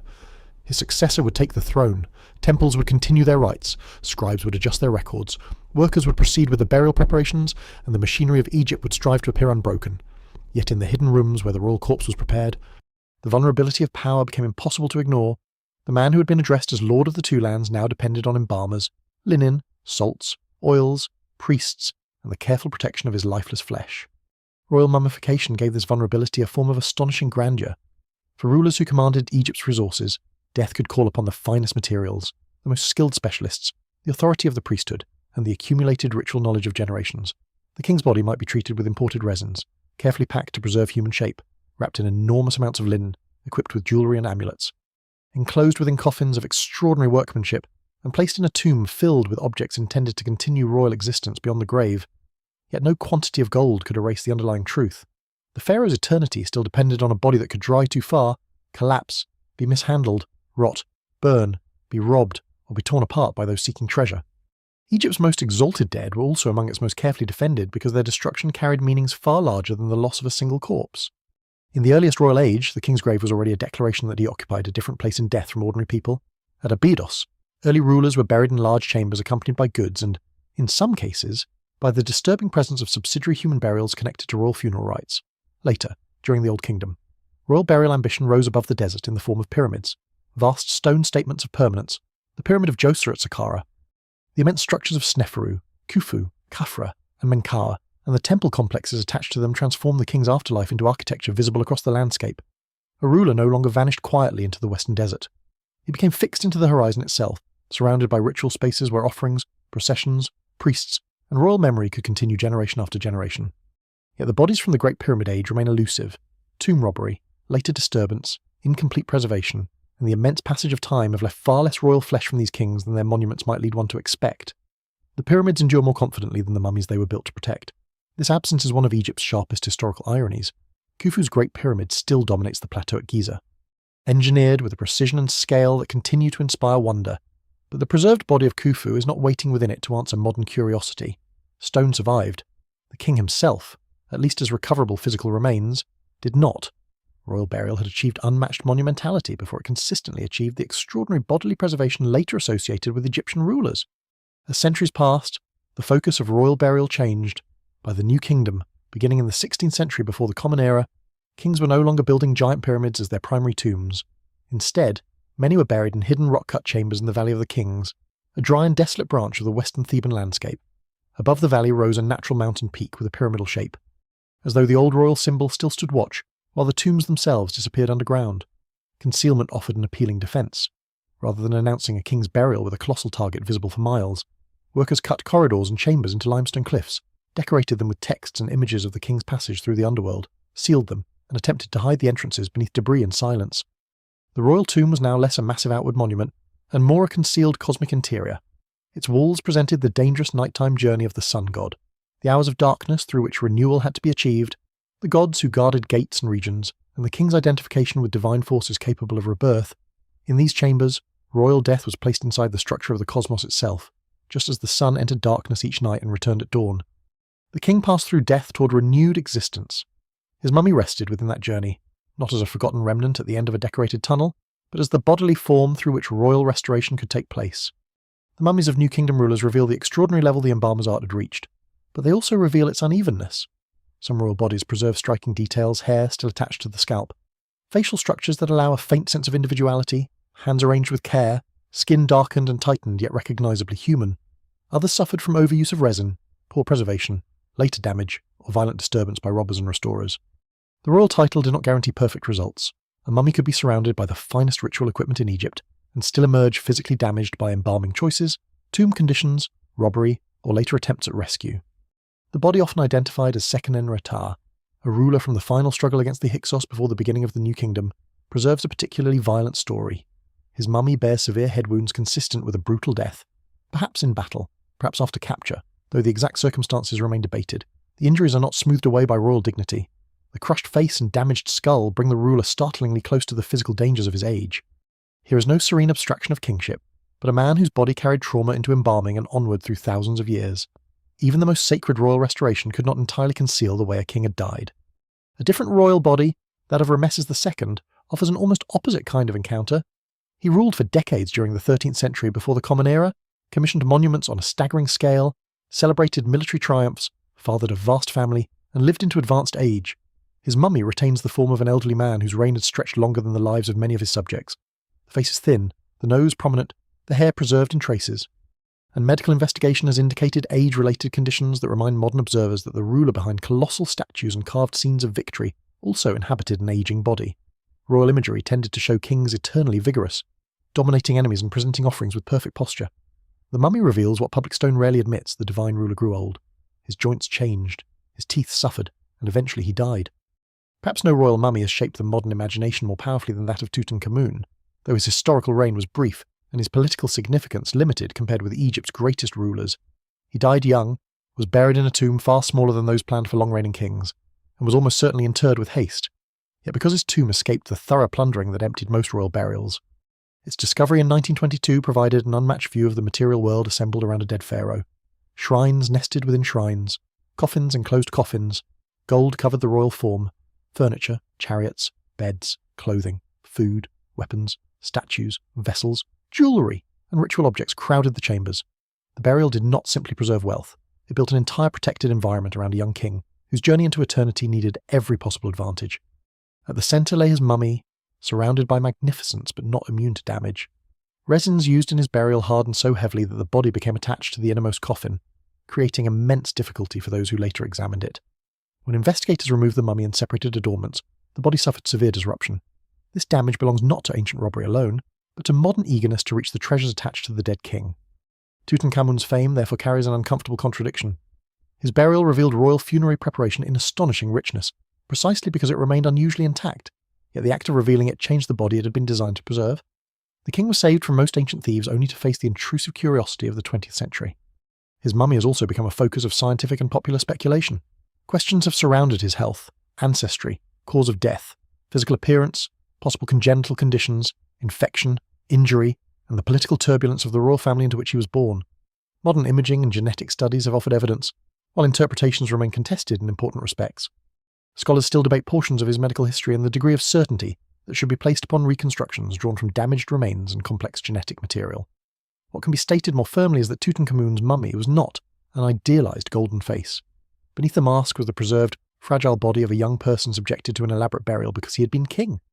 Royal mummification also reveals that kingship was not restricted to male bodies alone. Powerful royal women were preserved with care suitable to their position, including queens and female rulers whose identities have sometimes been difficult to establish among displaced and rewrapped mummies. Hatshepsut, who ruled as pharaoh during the 18th dynasty, presented herself in royal imagery with a full language and regalia of kingship.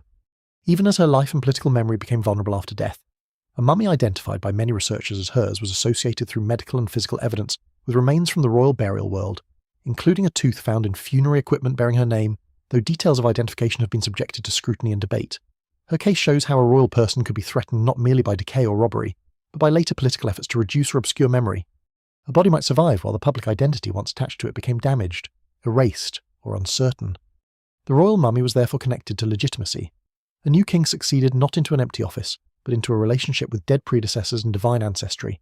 Funerary rites helped transform the deceased ruler into an Osirian figure, while the living successor took on the role of Horus, restoring order after the disruption of death. The burial of a king affirmed that the chain of kingship continued. The dead ruler was not simply removed. He was installed in a sacred condition that supported the authority of the living one. This is why royal funerals at mortuary temples, offering cults, statues, and inscriptions mattered politically as well as religiously. A properly preserved and honoured king strengthened the idea that Egypt itself remained intact. But royal magnificence invited royal danger. A tomb stocked with gold, jewellery, rare oils, fine linen, precious vessels, imported wood, and ceremonial objects became an almost irresistible concentration of wealth. The secret chambers of the Valley of the Kings did not remain secret forever. Workers knew of them, officials controlled access, communities lived close to the necropolis, economic hardship, administrative corruption, weakened royal power, and simple greed could turn the resting places of divine kings into targets. Tomb robbers did not need to reject Egyptian beliefs in order to plunder a burial. They might fear the dead and strip them anyway. They might remove amulets from between wrappings, break limbs to seize bracelets, tear gold from bodies once treated as sacred, and leave kings exposed in the darkness of the very tombs created to secure eternity. Centuries after some royal burials, priests and officials confronted the evidence of this collapse. They found damaged coffins, stripped bodies, violated chambers, and kings whose sacred security had failed. The response was not simply to abandon the dead. Royal mummies were inspected, repaired where possible, rewrapped, relabelled, and moved. Former rulers who had once occupied individual tombs of extraordinary splendour were gathered together in hidden caches, sometimes placed in reused coffins or burial equipment not originally their own. The act was at once reverent and desperate.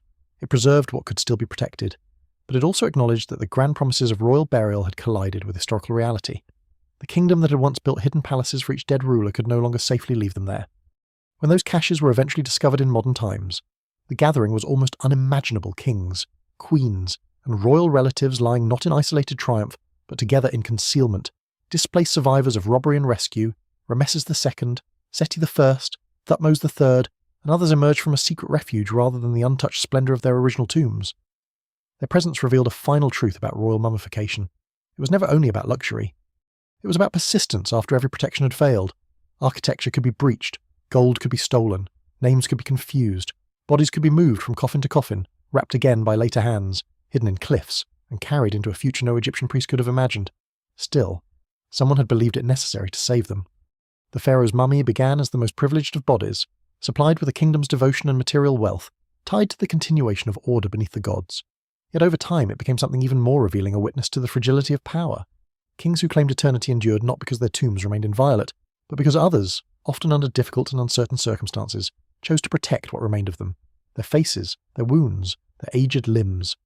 Their repaired wrappings and their stripped coffins speak more quietly than their colossal monuments, but perhaps more honestly. Beneath royal gold, each king had faced the same danger as every Egyptian dead person: the possibility of losing body, name, memory, and place in eternity. Nor was that fear confined to palaces and royal burial valleys. The techniques refined for kings and the hopes once expressed most lavishly around divine rulers gradually reached far more widely into Egyptian society.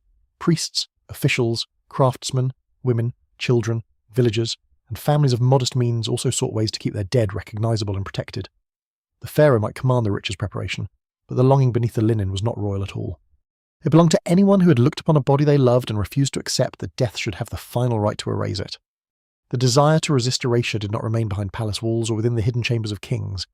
It travelled outward, through workshops and cemeteries, through provincial towns and crowded necropolises, through families who possessed neither royal gold nor a kingdom's supply of linen, but who understood death with equal intimacy. A ruler might be placed beneath painted ceilings and surrounded by treasures gathered from across Egypt and beyond. Yet the moment of loss was no less serious in a modest household. A parent preparing the burial of a child, a wife arranging rites for her husband, an adult son standing before the body of his mother, a group of craftsmen carrying one of their own toward the desert cemetery all faced the same terrible transformation. The person they had known was becoming still, vulnerable, and exposed to decay. If preservation offered a way to keep identity anchored, then it was not difficult for that hope to spread beyond kings. Eternity, once expressed most lavishly through royal privilege, gradually became an aspiration pursued by broader layers of Egyptian society. This development was not sudden, and it was never complete equality. For much of early Egyptian history, the most elaborate funerary preparation belonged overwhelmingly to rulers and high elites. Wealth determined access to stone tombs, long inscriptions, costly imported resins, skilled embalmers, carved coffins, painted equipment, and the time and labour necessary to maintain offering cults. But Egyptian funerary belief changed as the centuries passed. Ideas once strongly associated with royal survival became increasingly available to officials, priests, provincial leaders, wealthy households, and eventually many people below the highest ranks, at least in altered and more affordable forms. Scholars sometimes refer to this as a democratization of the afterlife, although the phrase can mislead if it suggests that everyone suddenly received the same chances in death. The afterlife became more widely claimed, but it remained unequal in its material expression. Some dead entered eternity surrounded by spells, amulets, carved faces, and carefully treated bodies.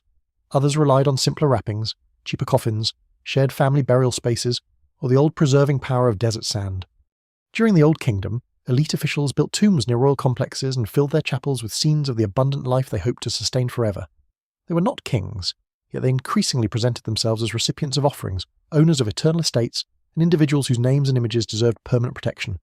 Their mummies, where preservation survives, show the growing importance of wrapping, shaping, and bodily integrity outside royal burial. A high official might lie within a mastaba tomb whose decorated walls portrayed servants bringing food, fishermen hauling nets, cattle being slaughtered, bakers preparing bread, and family members gathered before the deceased. These scenes were not merely proud records of wealth. They were a practical and ritual claim upon continuity. The dead official expected to remain himself, still supplied, still honoured, still able to receive the benefits of an ordered Egyptian world. As central royal authority weakened at the end of the Old Kingdom and during the periods of political fragmentation that followed, funerary traditions did not simply disappear. In some ways they expanded and changed.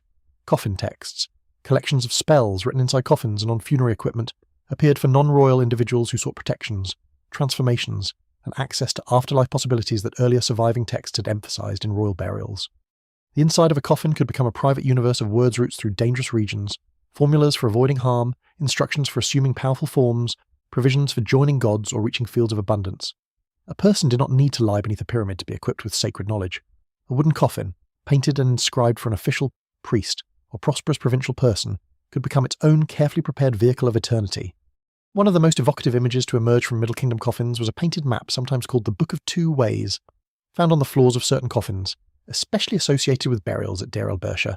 It presents paths through a dangerous otherworld, with waterways, barriers, gates, fiery regions, and routes leading toward divine destinations. It is among the earliest known representations of a map to an afterlife journey. The detail is startling because it places the dead person not in passive rest, but in the position of a traveller who required direction. A mummy enclosed above such a map was not simply waiting below ground. The deceased was imagined as navigating a complex realm, relying on knowledge placed close to the body. These painted routes were not available to every Egyptian, and their meaning continues to be debated. But they reveal how widely the ambition of effective survival had moved beyond the king alone. Priests occupied a particularly important place in this expanding world of preserved dead.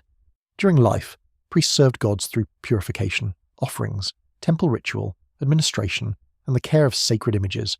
Their occupations brought them close to divine institutions and to the enormous economy that supported temples, lands, workshops, scribes, storage facilities, and burial traditions. In death, many priests were mummified with great attention, supplied with coffins densely decorated with divine figures and protective texts. During later periods, especially when political power was divided or temples grew particularly influential, high-ranking priestly families could create burials of immense richness. Some coffins are so crowded with imagery and inscription that nearly every visible space becomes a protective surface, as though words and gods must surround the mummy entirely. The preserved bodies of priests also remind us that Egyptian burial was a living industry, staffed by people who themselves eventually required burial. The individuals who recited purification rites, managed offerings, painted coffins, prepared linen, supervised necropolises, or performed ceremonies for others would one day be carried through similar rituals. At sites such as Thebes, generations of families worked within the funerary world, building a culture in which the dead were not remote abstractions but a constant presence within the economy and community. A craftsman might spend his working life carving burial equipment for officials or decorating tombs for kings, then depend upon his own relatives and colleagues to provide a more modest version of the same protections when his turn came. Nowhere is this more vivid than at Deir el-Medina, the village that housed many of the workers responsible for cutting and decorating royal tombs in the Valley of the Kings. These men and their families lived within sight of the desert cliffs hiding the tombs of pharaohs. They knew better than most what royal eternity looked like from the inside corridors painted with divine journeys, burial chambers covered in sacred texts, objects intended to shelter kings from destruction. Yet the villagers were not faceless servants of royal ambition. They built their own tombs, worshipped their own protective deities, recorded disputes and family concerns, and arranged burials suited to their means. Their cemeteries show craftsmen and household members pursuing their own place among the blessed dead. The man who painted a king's passage through the underworld could return home and prepare, in smaller but deeply meaningful form, for the same passage himself. For women, mummification and afterlife preparation carried both shared and distinctive meanings. Elite women, priestesses, wives of officials, royal women, musicians associated with temples, and others could receive carefully prepared bodies, painted coffins, jewellery, amulets, and funerary texts.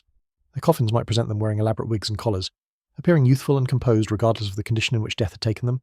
Some women held significant religious positions, particularly in connection with temple institutions, and their burials demonstrate personal authority as well as family status. Yet the bodies themselves sometimes preserve more intimate stories than titles reveal. Imaging and examination have identified women who died in childbirth or suffered chronic disease, women whose teeth and bones show the physical costs of life, and women whose carefully preserved hair still retains complex styling. The idealized coffin face promises renewal, the mummy inside may preserve evidence of the difficulty of reaching it. Children were also mummified, and their presence in Egyptian cemeteries carries a particular weight. Childhood death was tragically common in the ancient world, and many young children may have received burials leaving little surviving trace, but some were wrapped, coffined, ornamented, and protected with extraordinary care. A child mummy reduces the distance between religious practice and grief with painful clarity. Here the hope of preservation cannot be dismissed as the pride of an official or the political performance of royalty. A child had barely entered life, yet the family acted to secure a future beyond it. Small bodies were wrapped in linen, given amulets, placed within painted coffins, and sometimes equipped with objects connected to childhood or protection. Medical study can estimate age and occasionally identify disease or malnutrition, but it cannot fully recover the household sorrow behind the burial, What survives in the record suggests that mummification was, for many families able to obtain it, an act of refusal the child had been lost from daily life, but would not be surrendered to complete disappearance. The ordinary Egyptians who worked fields, carried stone, made pottery, raised children, brewed beer, wove linen, and moved through crowded village life are harder to follow into death. Their burials were less likely to survive intact, less likely to be recorded, and historically less likely to attract early excavators interested in gold, art, and named elites. Many were buried simply, with limited goods, and without the costly artificial mummification seen among wealthier groups. Some may have been naturally preserved in shallow desert graves, returning in a sense to the earliest Egyptian relationship between dry sand and enduring flesh. Others decomposed, their names lost because they had never been carved into durable stone or painted upon richly preserved coffins. The absence of elaborate material does not prove an absence of belief. A family could mourn deeply, speak a name, provide a modest pot of food, wrap a loved one in available linen, and hope for continued existence without leaving archaeology the spectacular signs it more easily notices. By later periods, mummification had become increasingly common among those who could pay for some version of it. The quality ranged enormously. A wealthy person might receive multiple decorated coffins, a fine mummy mask, papyrus spells, carefully treated organs, elaborate amulet placement, and resin-rich wrappings. Someone of moderate means might be wrapped competently but with fewer costly additions. Poorer clients might receive basic treatment, reused cloth, simplified packing, or a burial whose outer appearance concealed minimal preservation.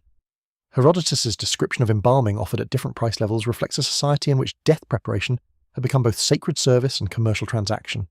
Families selected what they could afford, perhaps with the same mix of love, anxiety, obligation, and social comparison that surrounds funerals in many cultures.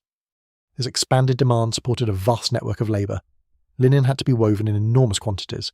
Coffins had to be cut, plastered, painted, inscribed, and transported. Amulets had to be moulded from faience or carved from stone. Resins, oils, natron, pigments, wood, papyrus, pottery vessels, food offerings, wreaths, and funerary figurines passed through markets, temples, workshops, and necropolis offices. Some coffin makers reused older wood because quality timber was scarce and costly. Some burials incorporated objects made for someone else or modified for a new owner. Even among respectable burials, economy shaped eternity. A coffin might bear evidence of revised names or altered decoration, showing that the desire for proper burial often worked within limits far removed from royal abundance. The dead also remained connected to the living through family memory. Cemeteries were not simply storage places for bodies, they were landscapes of return, where offerings could be brought, anniversaries marked, prayers spoken, and family identity attached to ancestors. Tomb chapels allowed the living to address those beneath the ground. Steely displayed deceased individuals receiving food and drink in an eternal domestic order. Letters to dead relatives reveal that Egyptians sometimes appealed to them for assistance in conflicts, illness, or misfortune, or asked why a dead family member seemed to be causing trouble. A mummy was therefore not necessarily sealed away from human relationships. It stood at the hidden centre of an ongoing social bond, one in which the dead might bless, protect, demand, or unsettle. No single burial can reveal how deeply every Egyptian believed every element of this system. People may have followed custom with varying degrees of confidence, fear, affection, and practical necessity. Some may have purchased elaborate equipment to display family status as much as to protect the soul. Others may have trusted profoundly in every spell and amulet placed beside the body. The evidence remains incomplete because belief rarely preserves itself as clearly as linen, bone, or painted wood, but across thousands of graves, from splendid coffins to humble desert burials, one continuity becomes difficult to miss. Egyptians of many ranks treated the dead as persons whose fate still mattered. Royal mummies had dramatized the promise of eternity in gold and hidden stone. The burials of priests, officials, artisans, women, children, and ordinary families gave that promise its human scale. They show that beneath Egypt's elaborate theology lay a recognition almost painfully simple. No person wishes those they love to become nothing. A mummy might be grand or modest, perfectly preserved or barely holding together, named in beautiful hieroglyphs or left without words that survived. Yet each carefully treated body carried the same hope into the desert silence that the individual once held within it could remain protected, remembered, and capable of returning to life in a world beyond sight. And for Egyptians, that hope was not limited to human beings. The world around them was alive with divine presence, birds lifting from marshes, cats moving through houses and temple grounds, crocodiles sliding into the river, bulls standing in power, jackals ranging at the desert edge.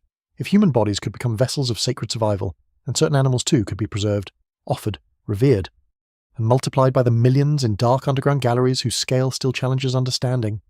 The animals entered eternity in numbers so vast that even a civilization accustomed to the presence of the dead seems to shift in scale around them. Beneath temple districts and desert cemeteries, beyond the carefully prepared burials of kings, priests, artisans, mothers, and children, Egypt created another underground world galleries filled with wrapped cats, ibises, falcons, shrews, fish, dogs, crocodiles, snakes, rams, baboons, beetles, and bulls. Some were preserved with careful attention. Some were bundled quickly, some were placed in decorated containers shaped like the creatures within, while others were stacked in long, dark passages where individual identity gave way to overwhelming abundance. Millions upon millions of animal mummies have been found across Egypt. Their presence is one of the most remarkable and easily misunderstood features of Egyptian religion, because these creatures were not all pets lovingly buried by grieving owners, nor were they all gods worshipped in animal form. They belonged to several different relationships between humans, animals, temples, and the divine relationships that changed over time, and sometimes became an industry on a scale nearly impossible to imagine. To the Egyptian mind, the natural world was never spiritually empty. The qualities of animals could reveal forms of divine power, the protective fierceness of a lioness, the watchful flight of a falcon, the fertility and danger of the crocodile, the strength of a bull, the nocturnal movement of a jackal along the desert margins, the grace and maternal defensiveness of a cat. This did not usually mean that every living animal of a given species was regarded as God in itself. Rather, a god could manifest through a species, take symbolic form through it, or be approached by means of creatures associated with divine character. Horus could appear as a falcon, Anubis was shown with the head of a canine, Thoth was linked with the ibis and baboon, Sobek took crocodile form, Bastet became especially associated with the cat. Apis was embodied not by all cattle, but by a particular sacred bull, identified through physical signs and honoured as a living divine manifestation. Egypt's animal imagery was not a childish confusion between animals and gods. It was a sophisticated language in which the forms of living creatures made divine powers visible. Some animal mummies were indeed beloved companions. Egyptians kept dogs, cats, monkeys, and other animals close to human households, and a small number were buried in circumstances suggesting personal attachment. A pet might be wrapped and placed near its owner, allowing a relationship valued in life to continue after death. Dogs appear with names in Egyptian records. And images of animals beneath chairs or beside their owners preserve the warmth of domestic life across immense stretches of time.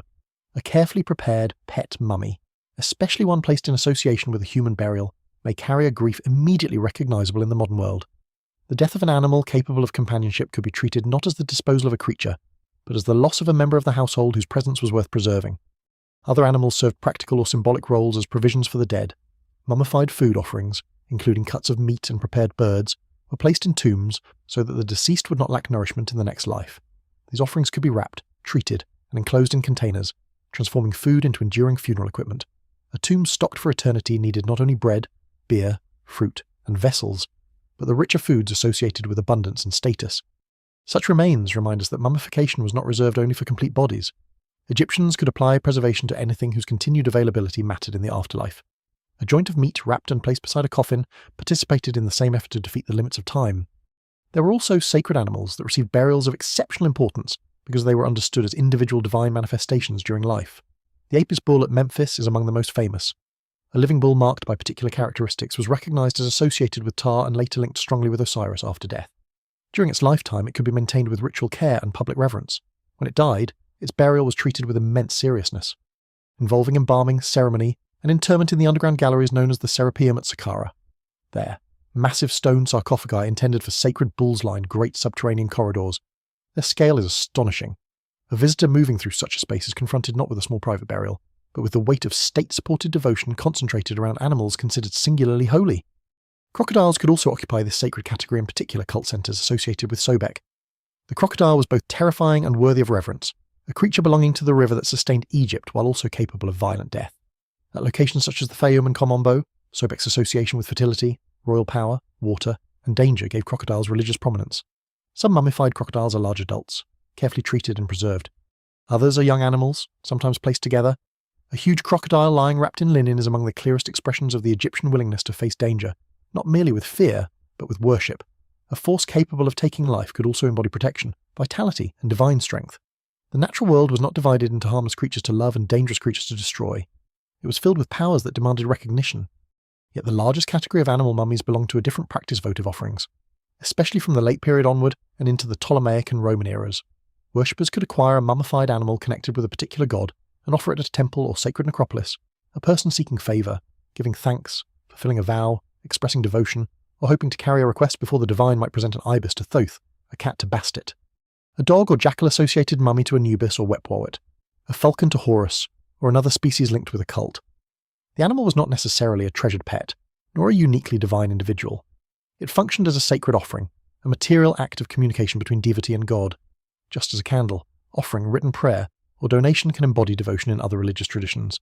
The wrapped creature carried a religious purpose far beyond the size of its body. At Saqqara, the scale of this practice becomes difficult to absorb. Underground catacombs associated with sacred animal cults contained enormous numbers of mummified creatures, including ibises and baboons connected with Thoth, as well as dogs and other animals associated with nearby cults. At Tuna El Gibel, vast galleries held millions of ibis mummies and other offerings dedicated in relation to Thoth. At Bubastis, the cult of Bastet drew devotion expressed through cats and feline imagery. Across Egypt, temple-linked burial areas became destinations for pilgrims, priests, merchants, workers, embalmers, breeders, and administrators. The mummified animals accumulated generation after generation, each bundle perhaps small in itself, yet together creating subterranean deposits of almost industrial abundance. The ibis offers a particularly striking example. With its curved beak and marshland presence, the bird was associated with Thoth, god of writing, knowledge, reckoning, and sacred wisdom. In periods when votive practice flourished, ibis mummies were produced and deposited by the hundreds of thousands and ultimately by the millions. This raises an immediate practical question: where did all the birds come from?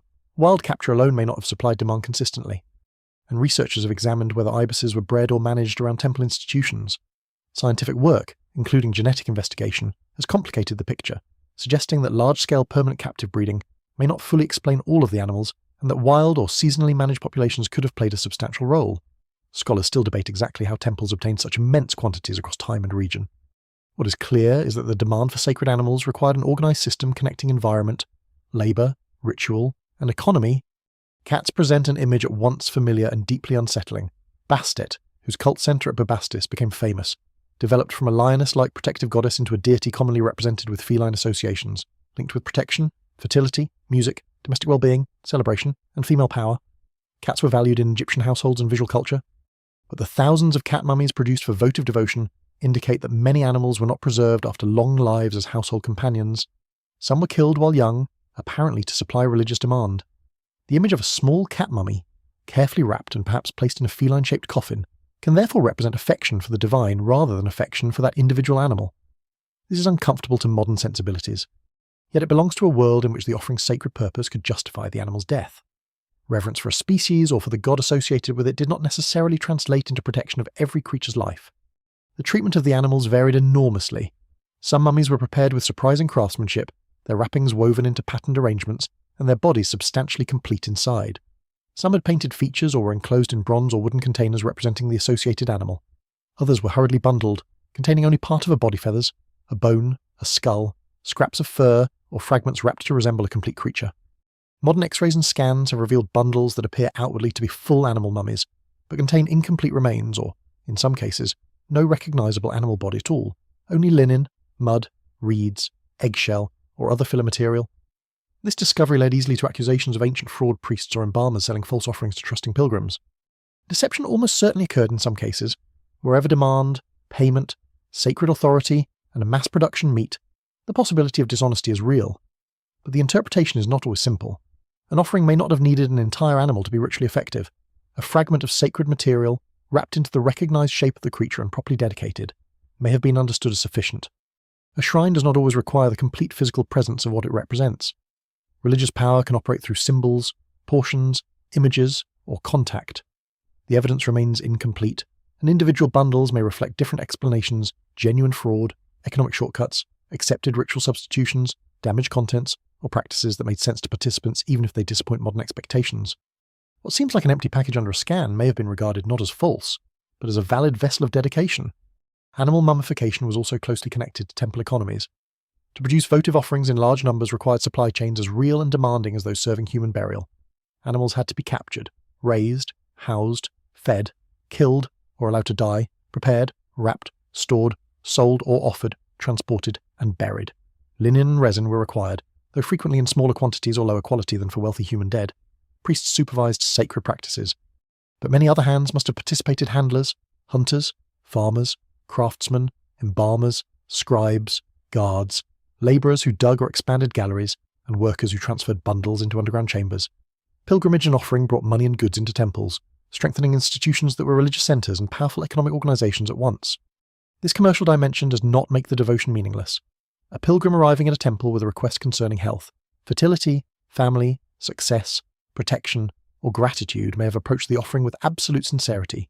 Even if the wrapped animal had been produced through an organised system, religious practices commonly depend on workshops, markets, payments, specialists, and institutions. Egyptians purchasing a votive mummy did not necessarily see themselves as buying a product detached from belief. They were obtaining the proper sacred means to reach a god.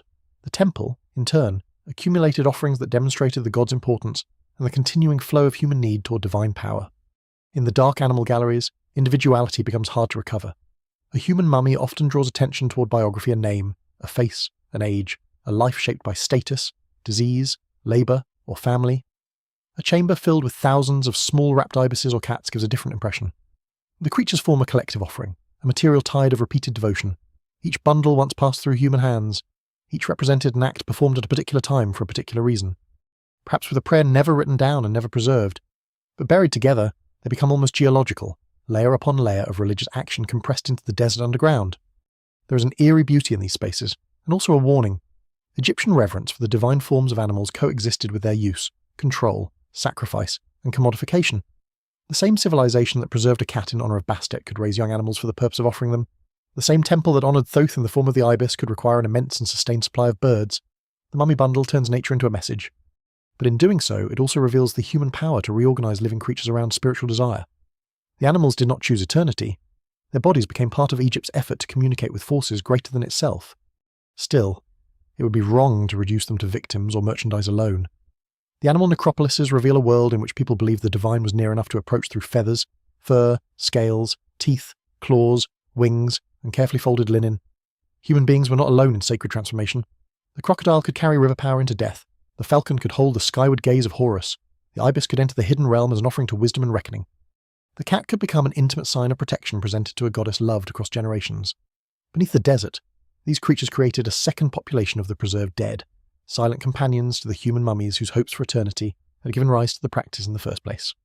But no amount of wrapping could guarantee safety forever. Human mummies were stripped for treasure, and sacred animals could be disturbed, emptied, or scattered. Temples lost wealth. Priests lost authority. Tombs and galleries were entered by thieves, later settlers, collectors, excavators, and industries seeking uses for the dead that their embalmers could never have imagined. If mummification was Egypt's great defence against destruction, robbery would reveal how fragile that defence truly was, even for kings whose bodies had once been surrounded by all the protection a civilization could devise. The first thief to enter a royal tomb did not destroy eternity all at once. He may have slipped into darkness with a lamp, a rope, tools, and knowledge passed quietly from someone who knew the burial ground too well. Perhaps he had helped transport equipment, cut stone, seal a passage, guard a necropolis, or hear rumours from those who had. Perhaps he arrived years after the funeral, when the king's name still carried power, but the officials responsible for his protection had changed. Perhaps centuries had passed, and the ruler sealed below had become less a sacred presence than a concentrated store of wealth, hidden beneath a desert already crowded with forgotten dead. Whatever his motives, the intruder crossed a boundary Egyptians had spent immense effort defining. Inside the tomb was not abandoned property, it was a constructed afterlife.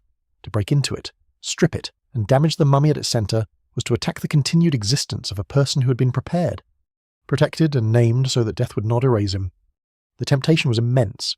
A wealthy burial could contain precious metal, jewellery, amulets, gilded fittings, vessels, furniture, imported woods, fine linen, perfumed oils, and objects that could be broken apart, melted down, reused, traded, or hidden. Even where a tomb did not contain royal abundance, coffins and burial equipment represented resources in a society where timber and valuable materials were never insignificant. A burial chamber was a storehouse whose owner could not physically defend it. The curse is sometimes placed in tomb contexts, and the religious fear surrounding the dead may have deterred some people, but they did not defeat hunger, opportunity, corruption, or greed. Egyptians did not need to stop believing in the power of the dead in order to rob them. Human history is filled with people committing acts they also fear. Robbery began early. The great pyramids and elite mastabas of the Old Kingdom were not immune. Substantial burial architecture could slow intruders and hide chambers, but it also advertised importance. A monument visible across the landscape told generations of observers that something valuable had been buried within. Passage-blocking stones, false chambers, concealed entrances, and heavy sarcophagi might frustrate theft. Yet no security system remains invulnerable when those searching for access have years, inside knowledge, or the assistance of officials. The bodies of many Pyramid-Age rulers disappeared or were left only in uncertain fragments, while the monuments built for them endured as emptied shells of royal ambition. Already, Egypt was facing the possibility that architecture might preserve the memory of a king more successfully than it preserved his physical person. By the New Kingdom, royal strategy had changed. The Valley of the Kings offered concealment rather than open proclamation, its tombs cut into a remote desert landscape away from the public mass of a pyramid. but secrecy worked only while information remained controlled. Tomb construction required workers, overseers, scribes, guards, priests, embalmers, transporters, and administrators. People knew where the dead were placed, even if exact entrances were concealed after burial. The valley itself was an obvious map of royal expectation. Beneath its cliffs lay the bodies and treasure of generations of kings. Once royal authority weakened and administrative control frayed, its hidden chambers became vulnerable not only to isolated criminals, but to organised plunder. Ancient documents preserve disturbing glimpses of that collapse. During the late New Kingdom, especially in the reigns of later Ramesside kings, official records describe investigations and trials concerning tomb robberies at Thebes. These papyri are among the rare moments when the silence of violated graves is joined by human voices, though filtered through scribes and legal proceedings. Suspects were questioned, beaten, examined, accused, and sometimes confessed to entering royal or private tombs. They described breaking into burials, opening coffins, finding royal bodies, removing gold and valuable objects, dividing spoils, and spending the proceeds. The records also reveal accusation, corruption, rivalry among officials, and uncertainty over whether every charge was true. Tomb robbery was not a simple story of wicked thieves versus faithful guardians. It unfolded within a strained society where public institutions themselves could be compromised.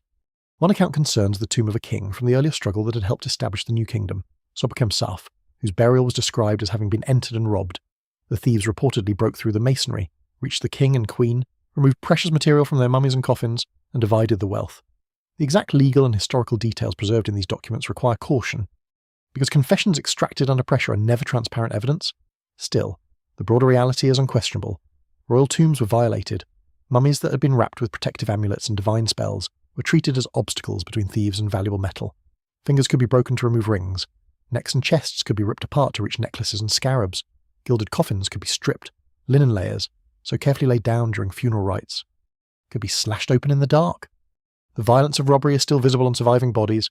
A mummy may have arms detached, chest cavities torn apart, heads separated, wrappings disrupted, or limbs missing because ancient intruders sought objects hidden within or around the body. In other cases, damage may come from poor embalming, later handling, ancient reburial, or modern examination, making the exact moment of injury difficult to identify. Scholars still debate the cause of particular mutilations, but the pattern cannot be misunderstood. The mummy was uniquely vulnerable because its protections often attracted attack. The jewellery placed close to the body to guard it through eternity marked precisely where robbers would search. The precious mask that transformed the face into divine permanence became treasure to be removed. Gold promised imperishability in religion, but in the hands of thieves, its durability made it desirable for entirely earthly reasons. Private tombs suffered as well. Officials, priests, wealthy families, and even modest burials could be disturbed whenever burial equipment held material worth taking, or whenever coffins could be reused. A coffin bearing one person's name might later be adapted for another, its surfaces altered, repainted, or reinscribed. Wood was valuable, and a period of economic or political instability could reduce old graves to sources of recoverable goods. Human remains might be displaced, mixed, abandoned, or moved into less costly arrangements. A person once buried with family devotion and carefully defined identity could become an anonymous mummy separated from coffin, name, and tomb location. The physical body might survive, but the web of information intended to guide it through eternity could be torn away. Tomb robbery was not always performed by outsiders creeping in from beyond the burial community. The people best positioned to enter tombs were often those connected to the necropolis itself. Workers knew stone, passages, closures, and likely locations of chambers. Guards could look away. Officials could participate in investigations while having reasons to control what was revealed. Priests overseeing funerary property lived within systems that involved enormous wealth over long periods of time. None of this means that necropolis communities were generally criminal. Most evidence reflects sustained labour and ritual care. Yet the protection of the dead depended on the living, and the living inhabited a world of wages, shortages, political rivalries, family obligations, and opportunities. During late New Kingdom unrest, there were periods when workers at Deir el-Medina complained of delayed rations and even conducted one of history's earliest recorded labour strikes. People entrusted with creating and protecting royal eternity could also experience hunger and institutional failure. It does not excuse robbery, but it makes the ruins of royal security more human and more troubling. As the power of New Kingdom pharaohs diminished, priests and necropolis officials faced a catastrophe hidden in the Western Hills. Kings buried with elaborate confidence were no longer safe in their original tombs. Some had already been stripped, others remained in danger. The old solution, leave each royal body sealed in its own sacred chamber, had become impossible to maintain. In response, authorities undertook a series of extraordinary interventions. Royal mummies were removed from their tombs, inspected, repaired, rewrapped, and relocated. They were sometimes given new linen inscribed with notes recording restoration or transfer. Some were placed in coffins originally made for others, because their own had been destroyed or stripped. The dead kings were being handled again, not by their original embalmers or funeral priests, but by later caretakers attempting to save their bodies from a world in which the original burial arrangements had failed. The scene is difficult to imagine without feeling its mixture of reverence and defeat. A mummy once carried to burial amid royal rites, hidden within a splendid coffin and surrounded by everything thought necessary for eternity, is lifted out after generations of darkness. Its chamber has been breached or judged unsafe. Its ornaments may already be gone. Its wrappings may be cut and disordered. Priests or officials examine the damage, bind the body again, identify it as best they can, and transport it secretly through the necropolis. A king who once ruled Egypt is no longer protected by architecture, treasure, or secrecy. He is protected by being moved, hidden, compressed among other royal dead in a refuge that is less magnificent but perhaps more secure. One of the most famous refugees was the royal cache at Deir el-Bahri, often called DB320, concealed in a shaft and burial chamber in the cliffs near the mortuary temple landscape of Thebes.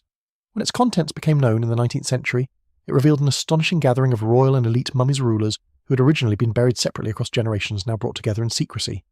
Among them were some of Egypt's most celebrated kings, including Seqen-en-Retah, Ahmose I, Thutmose III, Seti I, and Rameses II, along with royal women and high-status individuals. Another collection, discovered in the tomb of Amenhotep II, contained additional displaced royal mummies. These were not untouched burials, they were rescue deposits, the outcome of ancient crisis management. Their very survival is evidence both of catastrophic robbery and of determined preservation. The priest who conducted these reburials faced more than the problem of physical safety. Moving a king from his tomb disrupted the carefully planned relationship between mummy, coffin, burial chamber, inscriptions, offerings, and sacred landscape. A royal body was not intended to end its journey in a crowded hiding place among unrelated burial equipment and repaired wrappings. Yet the Egyptians responsible appear to have concluded that bodily survival mattered more than preserving a violated original setting. The king without treasure, removed from his tomb and deprived of much of his planned eternal environment, could still be protected if the mummy remained. This decision exposes the deepest priority within Egyptian burial belief. A tomb was a machine for eternity, but when the machine failed, the body was the element worth rescuing. Even these rescue efforts were imperfect. Labels could be misleading or lost. Mummies could be placed in coffins not originally belonging to them. Restorers could rewrap bodies whose identities were uncertain. Modern researchers have used inscriptions as anatomy, imaging, historical records, and genetic evidence in attempts to clarify who is who, but some identifications remain debated. The royal caches are not neat repositories of kings waiting under nameplates. They are the confused remains of ancient emergency action, shaped by loss, haste, reverence, and the practical difficulty of managing dead rulers whose original contexts have been ruined. What survives in the record suggests that ancient rescuers did remarkable work, but they worked in a world already full of missing objects and damaged information. Not every mummy was rescued. Countless bodies were torn apart, burned, scattered, sold in pieces, or lost completely. Animal mummies were cleared from galleries in later ages, sometimes used in crushing quantities for fertilizer, or discarded as curiosities. Human mummies could be ground into substances once thought medicinal, traded to collectors, or displayed without any concern for the funerary intentions that created them. Ancient robbery opened the first great breach in the security of the Egyptian dead, but it would not be the last. Over time, the tomb ceased to be only a sacred enclosure or tempting hiding place of treasure. It became a destination for outsiders who came not necessarily to steal gold, but to possess knowledge, spectacle, souvenirs, or prestige. The violated mummy had survived death, drying, wrapping, burial, and perhaps the fall of the world that first understood its meaning, but its body now entered a new danger. Ancient robbers had sought valuables hidden within the linen. Modern explorers would increasingly seek the person, the secret, and the excitement promised by exposing what Egypt had deliberately concealed. Some would record and preserve, some would damage and scatter, some would treat the dead as scientific evidence, others as entertainment. The sealed chamber had failed to keep thieves away, and soon even survival in a hidden cache would not protect the mummy from the hands of a new age, one convinced that unwrapping the dead was a form of discovery. The new age did not approach Egypt's dead quietly. It arrived with ships, consuls, soldiers, merchants, scholars, artists, tourists, physicians, and collectors, each carrying a different reason for wanting access to a world the tombs had tried to keep closed. For centuries, local communities had lived among ancient remains, sometimes protecting, reusing, selling, quarrying, or interpreting them according to the needs and beliefs of their own times. But from the 18th century onward, and with overwhelming intensity during the 19th, European fascination with Egypt transformed mummies into objects of international desire.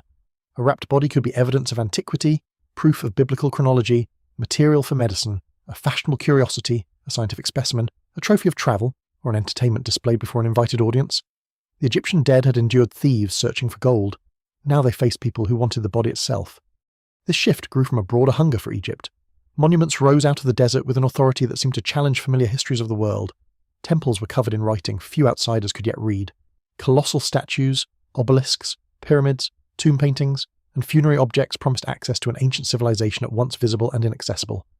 Napoleon's expedition to Egypt at the end of the 18th century, accompanied by teams of scholars and artists, helped ignite an extraordinary European obsession. Their published surveys made Egypt available in detailed images to audiences far away. The decipherment of hieroglyphs in the early 19th century opened inscriptions that had been silent to modern readers for generations. Soon Egypt was not merely a land of impressive ruins, it was a place whose dead could be named, classified, collected, purchased, shipped, and displayed. Mummies had been known and traded before this fever took hold. For centuries in Europe, powdered substances sold under names derived from mummy were believed to possess medicinal value, a history tangled with misunderstandings about bitumen, preserved flesh, and the supposed powers of ancient bodies. Actual Egyptian human remains, or materials presented as such, entered pharmacies and cabinets in ways that now seem grotesque. The dead were consumed because age and exotic origin had been mistaken for healing potency. But there is no doubt that bodies and body fragments left Egypt through trade and collection, separated from the funerary world that had once made them sacred persons. By the 19th century, the mummy unwrapping became one of the strangest public rituals of modern curiosity. In lecture rooms, private salons, medical societies, museums, and even fashionable gatherings, a wrapped Egyptian body could be placed before spectators and slowly stripped of its linen. The event combined science, theatre, social distinction, and the thrill of trespass. Layers came away under the eyes of an audience. Amulets, jewellery, papyri, ornaments, or small objects might appear. The darkened face and limbs of the deceased emerged from coverings that had remained in place since ancient burial. The atmosphere could be presented as serious investigation, and sometimes useful observations were indeed recorded. Yet the basic action was irreversible. The mummy had been constructed through wrapping. Removing those wrappings did not simply reveal it, it dismantled it. Among the best-known figures in this practice was Thomas Pettigrew, a British surgeon and antiquarian who became famous for public mummy unrollings in the 1830s and 1840s. His medical background allowed him to claim scientific purpose, and he did document aspects of embalming, anatomy, objects, and inscriptions. But his events also attracted audiences precisely because they offered drama. An Egyptian person, once prepared to remain hidden and intact, became a performance conducted for the learned and fashionable. The dead individual's identity was sometimes uncertain, mistranslated, or reduced to physical observations and the objects recovered from the body. Even when the unwrapping was conducted with care by the standards of the day, the deceased could no longer return to the form created by the embalmers. Protective layers were cut, resin-stiffened linen torn away, amulets removed from their positions, and a sacred construction converted into separated evidence. Those attending such scenes did not necessarily believe themselves cruel. They lived in a world where colonised landscapes and ancient bodies were routinely treated as available for European collection and study. Museums competed for objects, travellers bought antiquities, and a mummy could enter a drawing room or university thousands of miles from its tomb. Curiosity was genuine, but it operated inside an unequal system. Egypt supplied bodies while foreign collectors often claimed authority over what those bodies meant. The famous royal cache discovered at Deir el-Bahari makes this collision especially vivid. For years before officials took control, objects connected with the hidden burial cache began appearing on the antiquities market, drawing suspicion toward a local family involved in finding and selling pieces from the burial world. In 1881, the cache was cleared rapidly under official direction, and the mummies of rulers and royal relatives who had been hidden by ancient priests were brought from their refuge. Kings who had already been moved once to escape robbery were now carried again, this time toward modern storage and museum custody. The removal protected them from continued illicit dispersal. Yet the speed of the operation meant that the archaeological context was imperfectly recorded by later standards. The urgency was understandable. The cost was lasting. A rescue can still be a loss when the arrangement of bodies and objects cannot be reconstructed in full. A story later circulated that as the royal mummies travelled down the Nile, villagers on the banks recognised the funeral passage and raised cries of mourning while men fired guns in salute. Whether every detail of that account can be verified exactly as retold, it persists because it captures something rarely centred in older European narratives. Egypt's ancient dead were not merely prizes discovered for the modern world. They remained within an Egyptian landscape inhabited by people capable of seeing their removal as an event of grief, dignity, or dispossession. The mummies of the pharaohs did not pass from superstition into science in a simple upward journey. They moved through competing claims of ancestry, national heritage, scholarship, commerce, and public fascination. Museums changed the mummy setting more completely than tomb robbers ever could. In a tomb, the body was concealed, surrounded by the equipment of renewal, approached only through ritual or violation. In a museum case, it became permanently visible. The lighting was controlled, the air was managed, labels supplied names, dates, dynasties, and technical explanations. Visitors could stand close enough to see hair, teeth, fingernails, collapsed skin, wrapped feet, painted coverings, or the delicate remains of a child. The museum offered preservation and education on a scale earlier collectors rarely achieved. Many mummies that might otherwise have deteriorated, been sold apart, or vanished into private hands were conserved and studied. Yet display created a difficult moral question that did not disappear simply because the case was clean and the label accurate. A mummy is not only an artifact, it is human remains, intentionally buried by people who expected concealment, protection, and sacred care. For much of museum history, this question was rarely given priority. Egyptian bodies were displayed openly, while more recent European remains would seldom have been treated in the same way. The difference reflected distance, exoticism, race, colonial power, and the habit of imagining ancient people as specimens rather than as the dead of a living country. Children stared through glass at bodies that had become familiar symbols of adventure. Posters and popular fiction reduced them to monsters waiting to awaken, or curiosities whose horror lay in their foreignness. The mummy became detached from the careful religious hope that produced it. It was no longer primarily the preserved vessel of a named person, it became an image of the strange, the ancient, the cursed, the macabre. Even medical study could repeat this separation while providing important knowledge. Early anatomists and physicians examined unwrapped bodies to understand embalming, age, disease, injuries, dental conditions, and physical features. Their methods could be destructive because they had few alternatives. A bandage cut away could not be restored. A body dissected for study ceased to exist as the integral mummy its makers had created. Sometimes the desire to find jewels or amulets operated beside anatomical interest. Sometimes specimens were taken from bodies and distributed among collections, creating a scattered afterlife in drawers and storage rooms. What was gained was not trivial. Early researchers began establishing how bodies had been preserved and what they could reveal about ancient health, but the gain came through the logic of possession. The dead did not consent, and their descendants or country were rarely granted meaningful power over what happened to them. The mummy of Tutankhamun exposes that problem with painful clarity. When Howard Carter and his team opened the young king's tomb after its discovery in 1922, they encountered an almost impossible abundance of funerary equipment, preserved in a way no other royal tomb had offered modern archaeology. Carter's work recorded much with skill and patience, and the discovery transformed understanding of royal burial. But the king's body was firmly adhered to the innermost coffin by dark, hardened embalming materials. To remove the treasures lying upon him and to free him from the coffin, the mummy was subjected to procedures that left it in pieces. Later examination and reconstruction cannot undo that intervention. The Golden King, recognised worldwide through his mask, survived more than 3,000 years in his tomb, only for his preserved body to be severely damaged during the act of modern recovery. By the 20th century, Egypt increasingly asserted authority over its own antiquities, museums, excavation permits, and national heritage. Though the legacy of earlier removal remained vast, great numbers of mummies and funerary objects had already reached collections in Europe, North America, and elsewhere. Calls for repatriation, ethical review, respectful storage, and reconsideration of display would emerge more strongly over time. Not every case raises the same practical questions. Yet a shared principle has become harder to avoid. Scientific interest does not cancel personhood. The dead may yield knowledge, but the manner in which they are treated reveals as much about the living as it does about ancient Egypt. Many museums today respond with greater caution. Some keep human remains covered or display only coffins and digital images. Others continue to display mummies but frame them explicitly as individuals, explaining the beliefs that shaped their burial and avoiding theatrical presentation. Conservation now aims to minimize handling, disturbance, and exposure. Scholars work within ethical guidelines that consider human remains differently from pottery or stone. Egyptian institutions have also presented royal mummies with solemn public symbolism, emphasizing that these were not grotesque relics for casual display, but human remains tied to Egypt's history. No modern gesture can completely restore what was lost. Bodies unwrapped in salons cannot be reassembled into their original sacred condition. Objects removed without records cannot always be returned to the correct mummy. Bodies taken abroad in a period of unregulated trade cannot all be confidently identified or reconnected with a burial place. Museums preserve mummies partly because the tomb world that sustained them has already been broken apart. There is no simple return to an untouched past. The challenge is to acknowledge that rupture while refusing to continue it needlessly. For centuries, investigators believed the only way to learn a mummy's secrets was to open it, cut it, strip it, and look directly inside. In doing so, they exposed the body, but they also destroyed part of its meaning. The future of studying the Egyptian dead would require another kind of gaze, one capable of passing through linen without removing it, entering the body without a knife, and gathering evidence while leaving the ancient work of preservation as undisturbed as possible. In hospital machines, laboratories, and carefully controlled conservation rooms, the mummy would become a source of knowledge once more, but this time science would attempt something the first unwrappers seldom imagined discovery without dismantling. The mummy no longer has to be opened in order to be entered. In a modern scanning room, the ancient dead pass through a machine designed for living patients, a body enclosed in linen moving beneath quiet rings of technology, while no blade touches the wrappings. The scene is almost impossibly different from the embalming workshop that created the mummy, or the candlelit gatherings where spectators once watched bandages fall away. Yet the purpose carries an unexpected echo of the Egyptian hope itself to make hidden things visible, without destroying the form that has preserved them.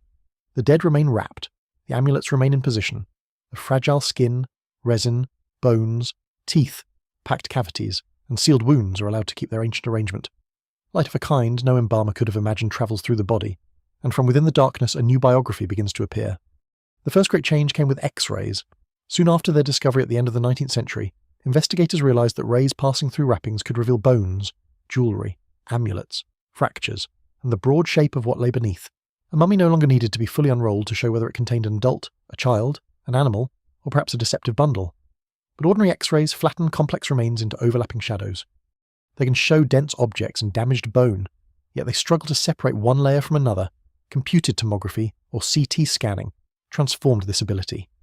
By producing many images through the body and combining them into detailed cross-sections and three-dimensional models, CT allows researchers to travel digitally from outer linen to skin, muscle remnants, organs, packing materials, skeleton, teeth, and objects hidden among the bandages. A mummy can be virtually unwrapped while the physical linen remains untouched. This is not simply a more elegant way of satisfying curiosity. The body is an archive whose pages have often been fused together by resin and time. Cutting into it risks destroying the relationship between object and position, wound and treatment, cloth and body. A heart scarab lifted from the chest tells less than a heart scarab still visible where embalmers placed it. A bead necklace removed from wrappings becomes a museum object. Seen in position, it remains part of the burial act. CT scans have revealed amulets resting along torsos, artificial eyes installed in sockets, rolled linen filling mouths or body cavities, resin poured into skulls, organs returned as packets, and embalming incisions protected by plaques or amulets. The mummy, once treated as a sealed container to be emptied, can now be studied as a complete construction. Occasionally, a scan creates the unsettling sensation of meeting an individual rather than examining an artifact. In the royal mummy commonly identified as Rameses III, CT investigation revealed a deep wound across the throat, cutting through vital structures in a manner strongly consistent with death by violence. Textual evidence had long described a palace conspiracy against the king, involving members of the royal household and officials. The wound made the danger described in papyrus suddenly physical. It also revealed that embalmers placed a protective amulet in the injured region, treating not only the corpse but the precise vulnerability through which royal life had ended. The body carries both murder and attempted restoration, a wound inflicted in political crisis, then guarded for eternity by those preparing the dead king to survive it. Seqenen-Retard, whose damaged face had already suggested a violent end, has likewise been examined using modern imaging. Scans have allowed researchers to study the pattern of injuries to his skull and face, comparing them with weapons associated with the period in which Egyptians fought Hyksos rulers. Interpretations differ over whether he died in direct combat, in captivity, or under another circumstance of violence, but the mummy refuses the clean dignity of royal images. It shows a ruler subjected to terrible physical force. Even more hauntingly, researchers have argued that the embalmers attempted to conceal some injuries with packing and careful treatment, as if their duty was not merely to dry the king's remains, but to restore, as far as possible, a face fit for royal eternity. Here science does not strip away belief. It reveals belief working against the visible evidence of disaster. For less famous people, scans can produce discoveries no less human: teeth worn down by a diet containing grit from stone-ground flour, abscesses that must have caused pain, healed fractures, arthritis, spinal degeneration, vascular calcification, parasites, and evidence of malnutrition make ancient lives tangible without needing a written name. Egypt's tomb art shows the dead in ideal health, moving eternally through abundance, but mummies preserve the cost of living in the Nile Valley. Bread sustained life, yet sand and stone particles mixed into flour could wear teeth severely. Irrigation and river contact nourished agriculture, yet also exposed people to parasitic disease. Labour-shaped bones and joints, age, where it was reached, came with the familiar damage of long use. The mummy is therefore a counter-image to the painted coffin, not an insult to the ideal self the dead wished to become, but evidence of the difficult body from which renewal was desired. Disease sometimes leaves clues dramatic enough to be detected across millennia. Studies of mummified remains have contributed to debates over tuberculosis, malaria, schistosomiasis, smallpox-like lesions, atherosclerosis, and other conditions in ancient populations. Some identifications are more secure than others. Pathogens degrade, contamination is an enduring danger, physical changes may have more than one cause, the evidence remains incomplete, and claims about ancient disease often require careful confirmation through multiple methods rather than a single suggestive image or molecular result. Still, the dead demonstrate that ancient Egypt was not insulated from illness by its monuments or sacred reputation. People lived densely near water, animals, insects, waste, and one another. The river that made Egyptian civilization possible also helped maintain environments in which infection could spread. Mummified children present a quieter form of scientific encounter.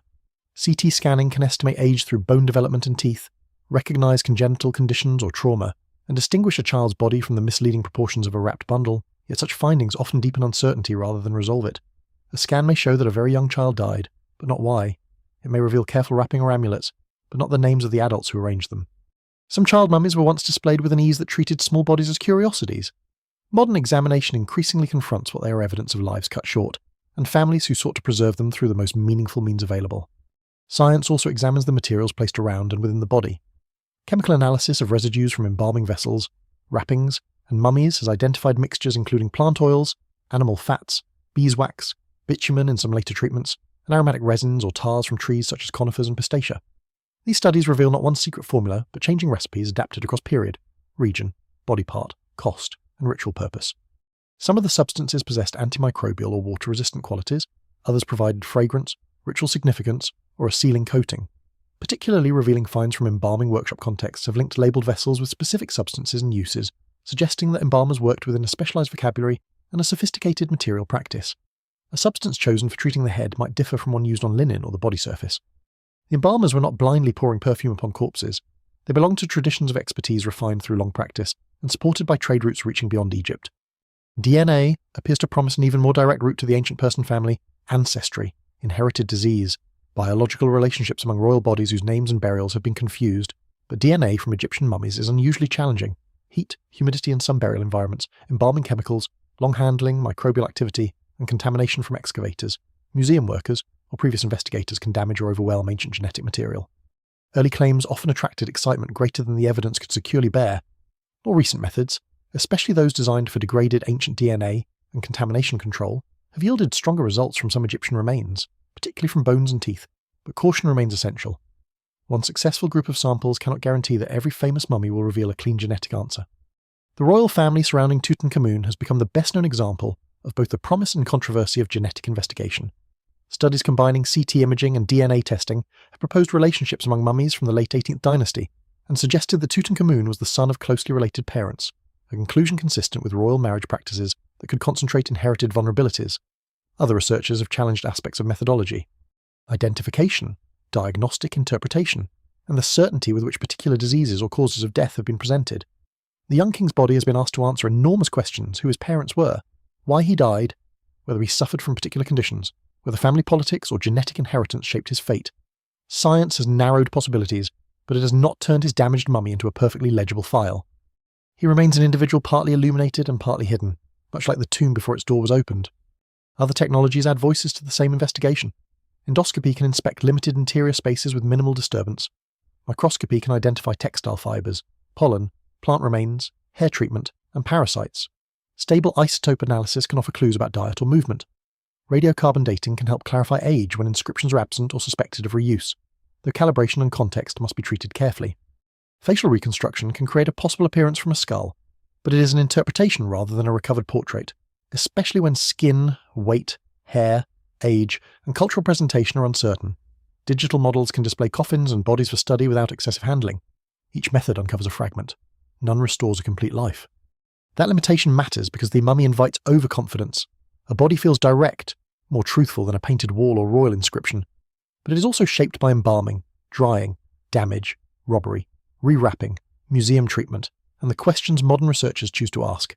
A scan that reveals a broken bone may not show whether it occurred before death, during embalming, in ancient robbery, or during later examination, unless surrounding evidence is persuasive. A substance identified chemically may reveal ingredients but not the exact ritual words spoken while it was applied. A genetic sequence may suggest kinship without explaining affection, rivalry, legitimacy, or grief. Science reaches beneath the linen, but it does not abolish mystery. What it has changed, profoundly, is the relationship between discovery and destruction. The first unwrappers frequently had to damage a mummy to learn what it held. Modern investigators can leave many bodies intact while seeing more than those earlier observers could ever have recorded. They can identify the hands of embalmers, the diseases of living bodies, the injuries of violent death, the global networks hidden in a smear of resin, and the protective objects left undisturbed over an ancient heart. This is a kind of attention close to the respect the mummy originally demanded, not worship, and not silence, but a recognition that knowledge need not always be taken by force. Still, every revelation creates new stories beyond the evidence. A royal wound becomes a murder tale enlarged in retelling. A genetic finding becomes a claim about bloodlines and hidden truth. An unusual skull, amulet, or embalming practice becomes fuel for fantasies of forbidden knowledge, supernatural punishment, or beings from elsewhere. Egyptian mummies have always attracted stories powerful enough to compete with the bodies themselves. Modern science has exposed genuine secrets beneath the linen, but it has also made clear where certainty ends. The deepest challenge is no longer finding mysteries. It is learning which mysteries are real, which have been invented, and why the invented ones have so often proved more seductive than the truth. The dead had been protected with spells long before the modern world decided those spells were meant to threaten anyone who disturbed them. Inside Egyptian tombs, danger was real, but it was not originally arranged as a theatrical trap for future archaeologists. The dangers most urgently described in funerary texts belonged to the deceased snakes that might strike in the afterlife, hostile beings at guarded gates, loss of breath, loss of name, loss of the heart, hunger, dismemberment, darkness. Failure before divine judgment. The mummy was the one in peril.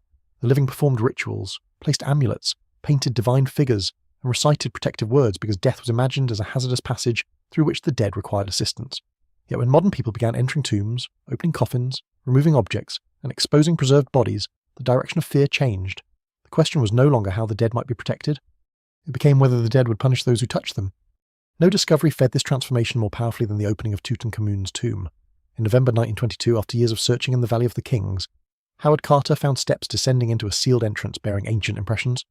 When he eventually peered into the first chamber by candlelight, he saw objects crowded in golden disorder couches shaped as strange animals, dismantled chariots, boxes, statues, and signs that although the tomb had been entered in antiquity, much of its wealth remained. The discovery was already irresistible. It was not a bare-robbed chamber or a scattered mummy, but the nearly intact burial world of a pharaoh. Newspapers seized upon it. Public attention became feverish. Every sealed door suggested greater marvels beyond. Every delay created rumours. Every object seemed to promise that ancient Egypt had kept one final secret hidden beneath the dust. The figure at the centre of the discovery was not only Carter, the persistent archaeologist directing the excavation, but Lord Carnarvon, the wealthy patron who had financed much of the search. In early 1923, only months after the tomb's opening, Carnarvon fell ill in Cairo. A small wound on his face, often described as resulting from an infected mosquito bite aggravated while shaving, developed into serious infection. Pneumonia and blood poisoning followed. He died on April 5, 1923. The timing was enough. A man linked to the opening of a pharaoh's tomb had died suddenly. While the king's burial chambers were still being explored, newspapers required little encouragement. The idea of a mummy's curse, already present in fiction and popular imagination before Tutankhamun, now attached itself permanently to the most famous archaeological discovery in the world. Details accumulated almost immediately, many of them exaggerated, distorted, or invented. Stories claimed that a curse had been inscribed at the tomb entrance warning death to anyone who entered. No such dramatic curse inscription was found guarding Tutankhamun's burial in the form popularly repeated. Reports circulated that a cobra, symbol of royal protection, had eaten Carter's pet bird at the moment of discovery. A story that may have grown from an incident involving a canary and a snake, but became far more ominous in retelling. It was said that lights failed across Cairo at the moment Carnarvon died, and that his dog in England howled and collapsed at the same instant. These details appeared with the perfection of legend, distant events aligned, animals sensing doom, ancient symbols awakening, electricity itself yielding to the power of a dead king. Their appeal lay precisely in their resistance to ordinary proof. Once repeated, they made the tomb feel active, watchful, offended. Carnarvon's death was tragic, but it was not inexplicable. Infection in an era before antibiotics could kill quickly, even among the wealthy receiving the best medical attention available. He had also suffered poor health before the discovery, having been seriously affected by injuries from an earlier motor accident. Howard Carter, the man most directly associated with opening and working within the tomb for years, did not die mysteriously soon afterward. He lived until 1939, nearly 17 years after the tomb was entered. Many other people who visited or worked with the burial survived for years or decades. Studies attempting to compare the survival of those exposed to the tomb with people not exposed have not demonstrated a fatal curse pattern. The curse story thrives not because the evidence is strong, but because one well-timed death provides an unforgettable beginning, while long ordinary survival makes a poor headline. This does not mean tombs were harmless places. Ancient underground chambers could expose visitors to dust, unstable ceilings, cramped passages, sharp debris, bat droppings, insects, poor air, and possibly microorganisms or chemical residues. Later speculation has suggested molds, bacteria, toxins, or gases as explanations for illnesses associated with tomb openings. Such hazards are not inherently impossible. Any sealed or poorly ventilated environment can present risks. And archaeologists today take safety far more seriously than many early excavators did. But no convincing body of evidence shows that biological hazards in Tutankhamun's tomb caused Carnarvon's death, or produced the legendary sequence of fatalities described in popular accounts. A realistic danger should not be turned into a scientific costume for a supernatural story merely because it sounds plausible. The evidence remains incomplete for particular exposures in particular tombs. But the celebrated curse is not supported as a medical pattern. Ancient Egyptians did sometimes inscribe warnings against those who violated tombs, especially in non-royal contexts where tomb owners sought to deter disturbance.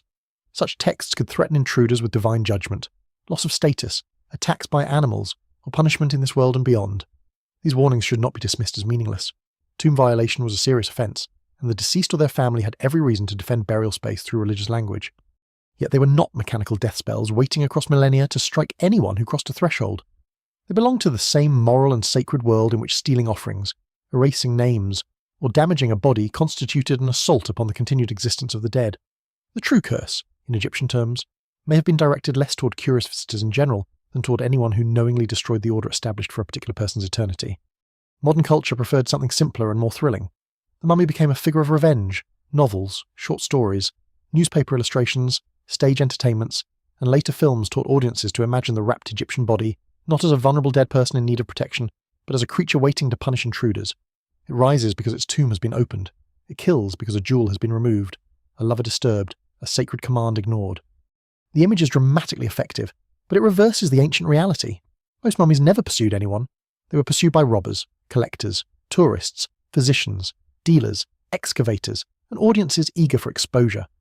The horror was not that the dead came out of the tomb to attack the living, it was that the living entered the tomb and repeatedly dismantled the protections of the dead. The curse also concealed a form of cultural discomfort. Europeans and Americans who possessed Egyptian bodies stripped their wrappings, displayed them, and carried their burial goods into foreign museums could enjoy stories suggesting that Egypt retained a mysterious revenge against invasion. The curse allowed disturbance to become adventure. It acknowledged, in theatrical form, that something improper might have occurred, while replacing ethical responsibility with supernatural excitement. A mummy did not need to be treated respectfully if it could instead be marketed as dangerous. The dead became more entertaining when presented as monsters rather than people whose remains had been removed from places intended to preserve their dignity.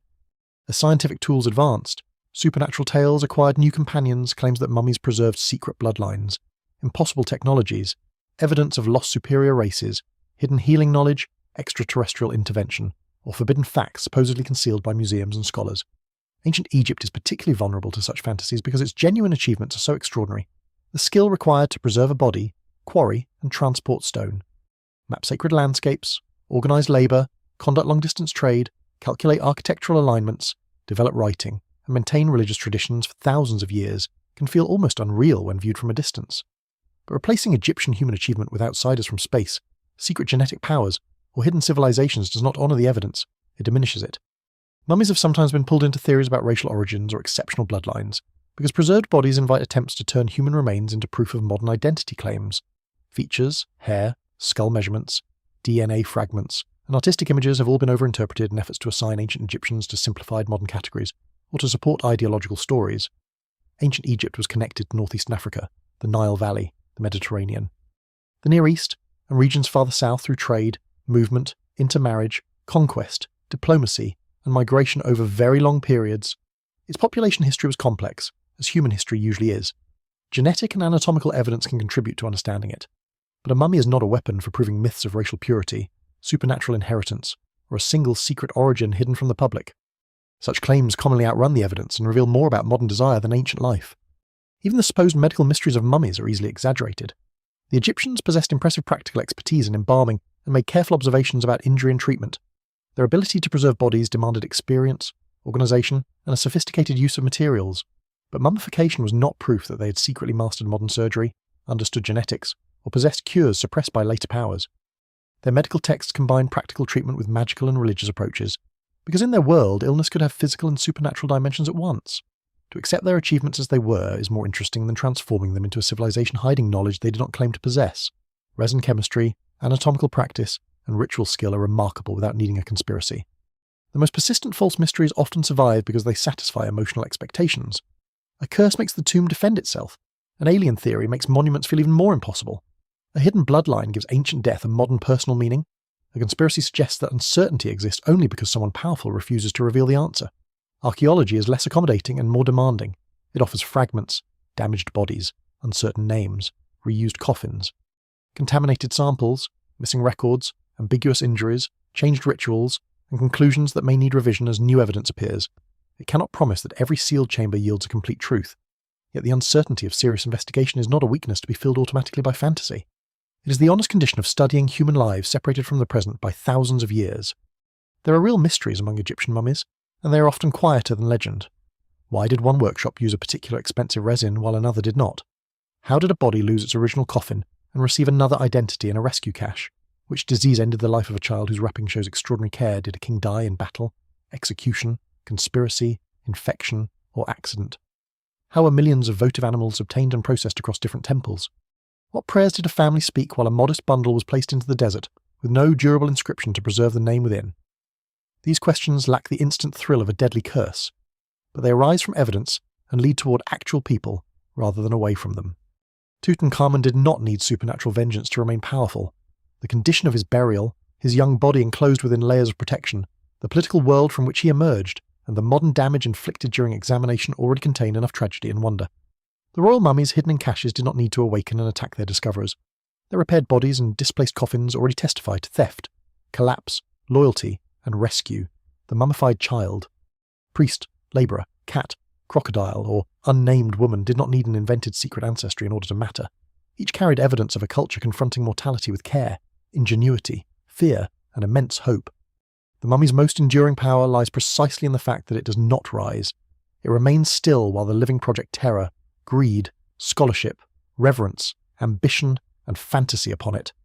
Its silence has invited stories for thousands of years, but its actual secrets are not hidden because a curse guards them, or because authorities fear what will be revealed.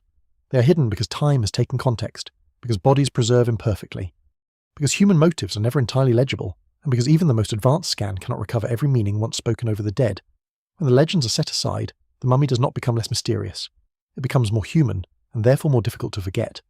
After every layer has been examined, after the desert grave, the embalming table, the hidden amulet, the royal cache, the animal gallery, the robber's breach, the museum case, the scanner's pale interior images, and the legends stripped away from the evidence, the mummy still keeps something back.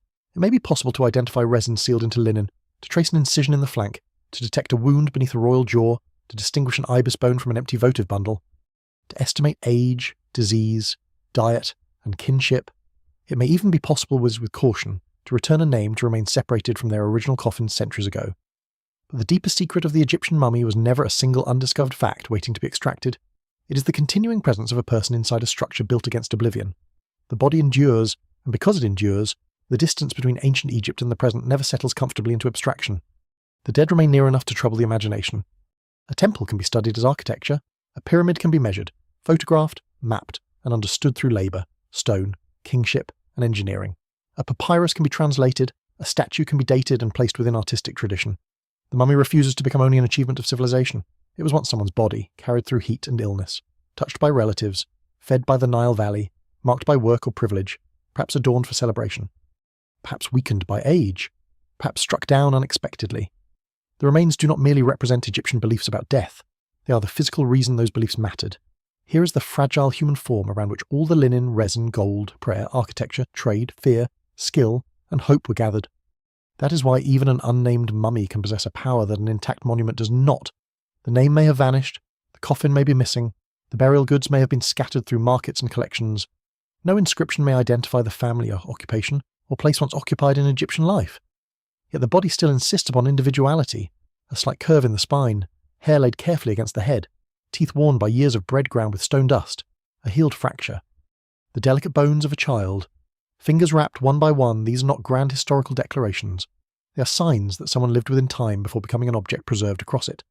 The mummy's silence is not emptiness. It is the silence of a life whose full story cannot be recovered, but whose existence can no longer be denied. Egyptian preservation grew from an intimate terror that death might not merely remove breath, but dissolve identity. The body would break down, the face would disappear, the name might cease to be spoken, the offerings would stop, the tomb might be entered, the coffin broken, the carefully assembled person scattered into objects and bones no longer connected to memory. Mummification did not eliminate these dangers. In many cases, history fulfilled them brutally. Tombs were robbed. Bodies were damaged, names were erased or confused, coffins were reused, museums separated remains from their landscapes. Science sometimes injured what it sought to understand. Yet the very fact that so many mummies remain means the ancient resistance was not entirely futile. Through an extraordinary combination of dry climate, technical knowledge, religious commitment, and later acts of rescue and conservation, individuals who should have vanished physically thousands of years ago still occupy the world of the living. Their survival alters the way Egypt is remembered. Popular imagination often begins with rulers, treasure, pyramids, and spectacle. But mummies reveal a civilization concerned not only with grandeur but with vulnerability. The Egyptian achievement was not simply that kings could command enormous tombs.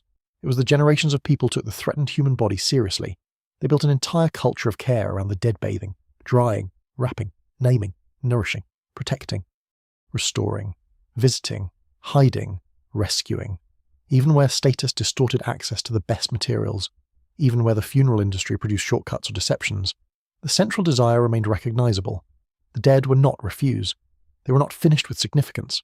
They deserved preparation because they remained connected to the world that had lost them. A royal mummy makes this point with particular force because power has been reduced to its final dependence. Rameses II may still appear in stone as an eternally commanding ruler, towering over temple visitors and enemies alike, but his preserved body shows age, limitation, and mortality. Seqenenretar's injuries show that kingship could not protect a skull from violent weapons. Tutankhamun's gold could not give him a long life, nor protect his mummy forever from modern damage. The divine claims of kingship were immense, but royal mummies restore the human being inside them. This does not diminish ancient Egyptian beliefs. It reveals why they were needed. A king required restoration because even a king could be broken. The same truth passes quietly through non-royal burials. An official's coffin filled with scenes of plenty expresses the desire that a life of order continue. A priest surrounded by protective texts carries the sacred responsibilities of life into death. A craft worker buried near the tombs he helped create shows that those who built royal eternity also wished for their own. A woman whose hair remains carefully arranged after millennia preserves a final act of presentation and care. A child mummy, too small for the promises placed upon it, shows the painful reach of hope into a death no family could accept as sufficient. An animal offering reveals a world in which communication with divine power involved the bodies of other living beings, opening questions of devotion, economy, and sacrifice that do not fit comfortably into either admiration or condemnation. Mummies do not present one Egypt. They preserve a society layered by rank, gender, work, faith, love, exploitation, and loss. They also guard the evidence of an environment without which this story could never have unfolded. The Nile and the desert do not merely form a beautiful background for tombs and temples. Together they created the rhythm from which Egyptian death practices drew force. The river gave life with its water and fertile mud. The desert removed moisture and protected what life had relinquished. To the west of fields and settlements, bodies could lie in dry ground where decay slowed and the human form remained visible. From that early meeting between dead flesh and drying sand came a possibility that Egyptians gradually transformed into ritual art and technical craft. A landscape taught that the body might endure. Belief made endurance necessary. Specialists learned to achieve it even when the elaborate tombs separated the dead from the preserving earth. Every mummy, however richly treated, still carries the signature of that original desert bargain. And yet mummies remain more than answers. Each scientific success produces another edge of uncertainty. A scan shows a wound but may not prove the exact circumstances of death. DNA suggests family connections but may not resolve political history or emotional bonds. Chemical residues identify ingredients but cannot fully reconstruct recipes, workshop traditions, or sacred intentions. A rewrapped king may be tentatively named, while displacement and later repair continue to complicate certainty. A seemingly fraudulent animal mummy may contain evidence of deception, or of an accepted ritual practice no surviving text explains clearly. The record is rich but fractured. Scholars still debate significant details because preservation, remarkable as it is, does not preserve everything. It saves the body more effectively than it saves the voice. Perhaps this is why unsported stories cling so readily to Egyptian mummies. A curse offers a decisive answer where evidence provides ambiguity. A conspiracy imagines that someone knows the complete truth and has hidden it. Fantasies of supernatural bloodlines or impossible origins promise that the silent body contains a revelation vast enough to overturn history. But the genuine revelation is both quieter and greater. Mummies show human beings refusing to let mortality pass unchallenged. They show that ancient Egyptians combined observation, material skill, ritual imagination, enormous labour, and profound emotional need into one of the most sustained efforts ever made to preserve the individual. Nothing supernatural is required. The fact that a face, a hand, a lock of hair, or a carefully wrapped heart can survive from a world 3,000 years gone is strange enough. The modern viewer standing before a mummy occupies an uneasy position. To look is to learn, but also to participate in an exposure the deceased did not seek. The body was wrapped to be protected, enclosed to be hidden, and supplied for a future imagined in sacred terms rather than as an exhibit. At the same time, continued care in museums and research facilities may now be among the few defences remaining against further deterioration, theft, or neglect. There is no way to return every mummy to the undisturbed darkness from which so many were removed. Its original tomb may be empty, unknown, damaged, or destroyed. Its coffin may be in another collection. Its name may be detached from it forever. Respecting the present therefore cannot mean pretending no disturbance occurred. It means allowing the personhood of the dead to shape how knowledge is sought, how remains are displayed, and how confidently stories are told. This change in attention may be one of the final secrets Egyptian mummies reveal about the living. Every era finds in them what it is prepared to see. Ancient embalmers saw a body requiring restoration. Robbers saw hidden wealth. Priests rescuing violated rulers or sacred remains worth moving to safety. Early collectors saw rarity and possession. Unwrapping audiences saw spectacle. Museums saw education and prestige. Scientists see biological and cultural evidence. A more careful age may begin to see all of these histories at once, while returning the central place to the dead individual who has borne every interpretation in silence. the mummy has not changed as much as the gaze directed toward it. There is a temptation to say that Egyptian mummies speak, but they do not in any simple sense. Their words, where they survive, are written on papyrus, coffins, shrouds, walls, and labels placed by others. Their bodies offer evidence, but evidence must be interpreted. Their silence is part of their dignity and part of their mystery.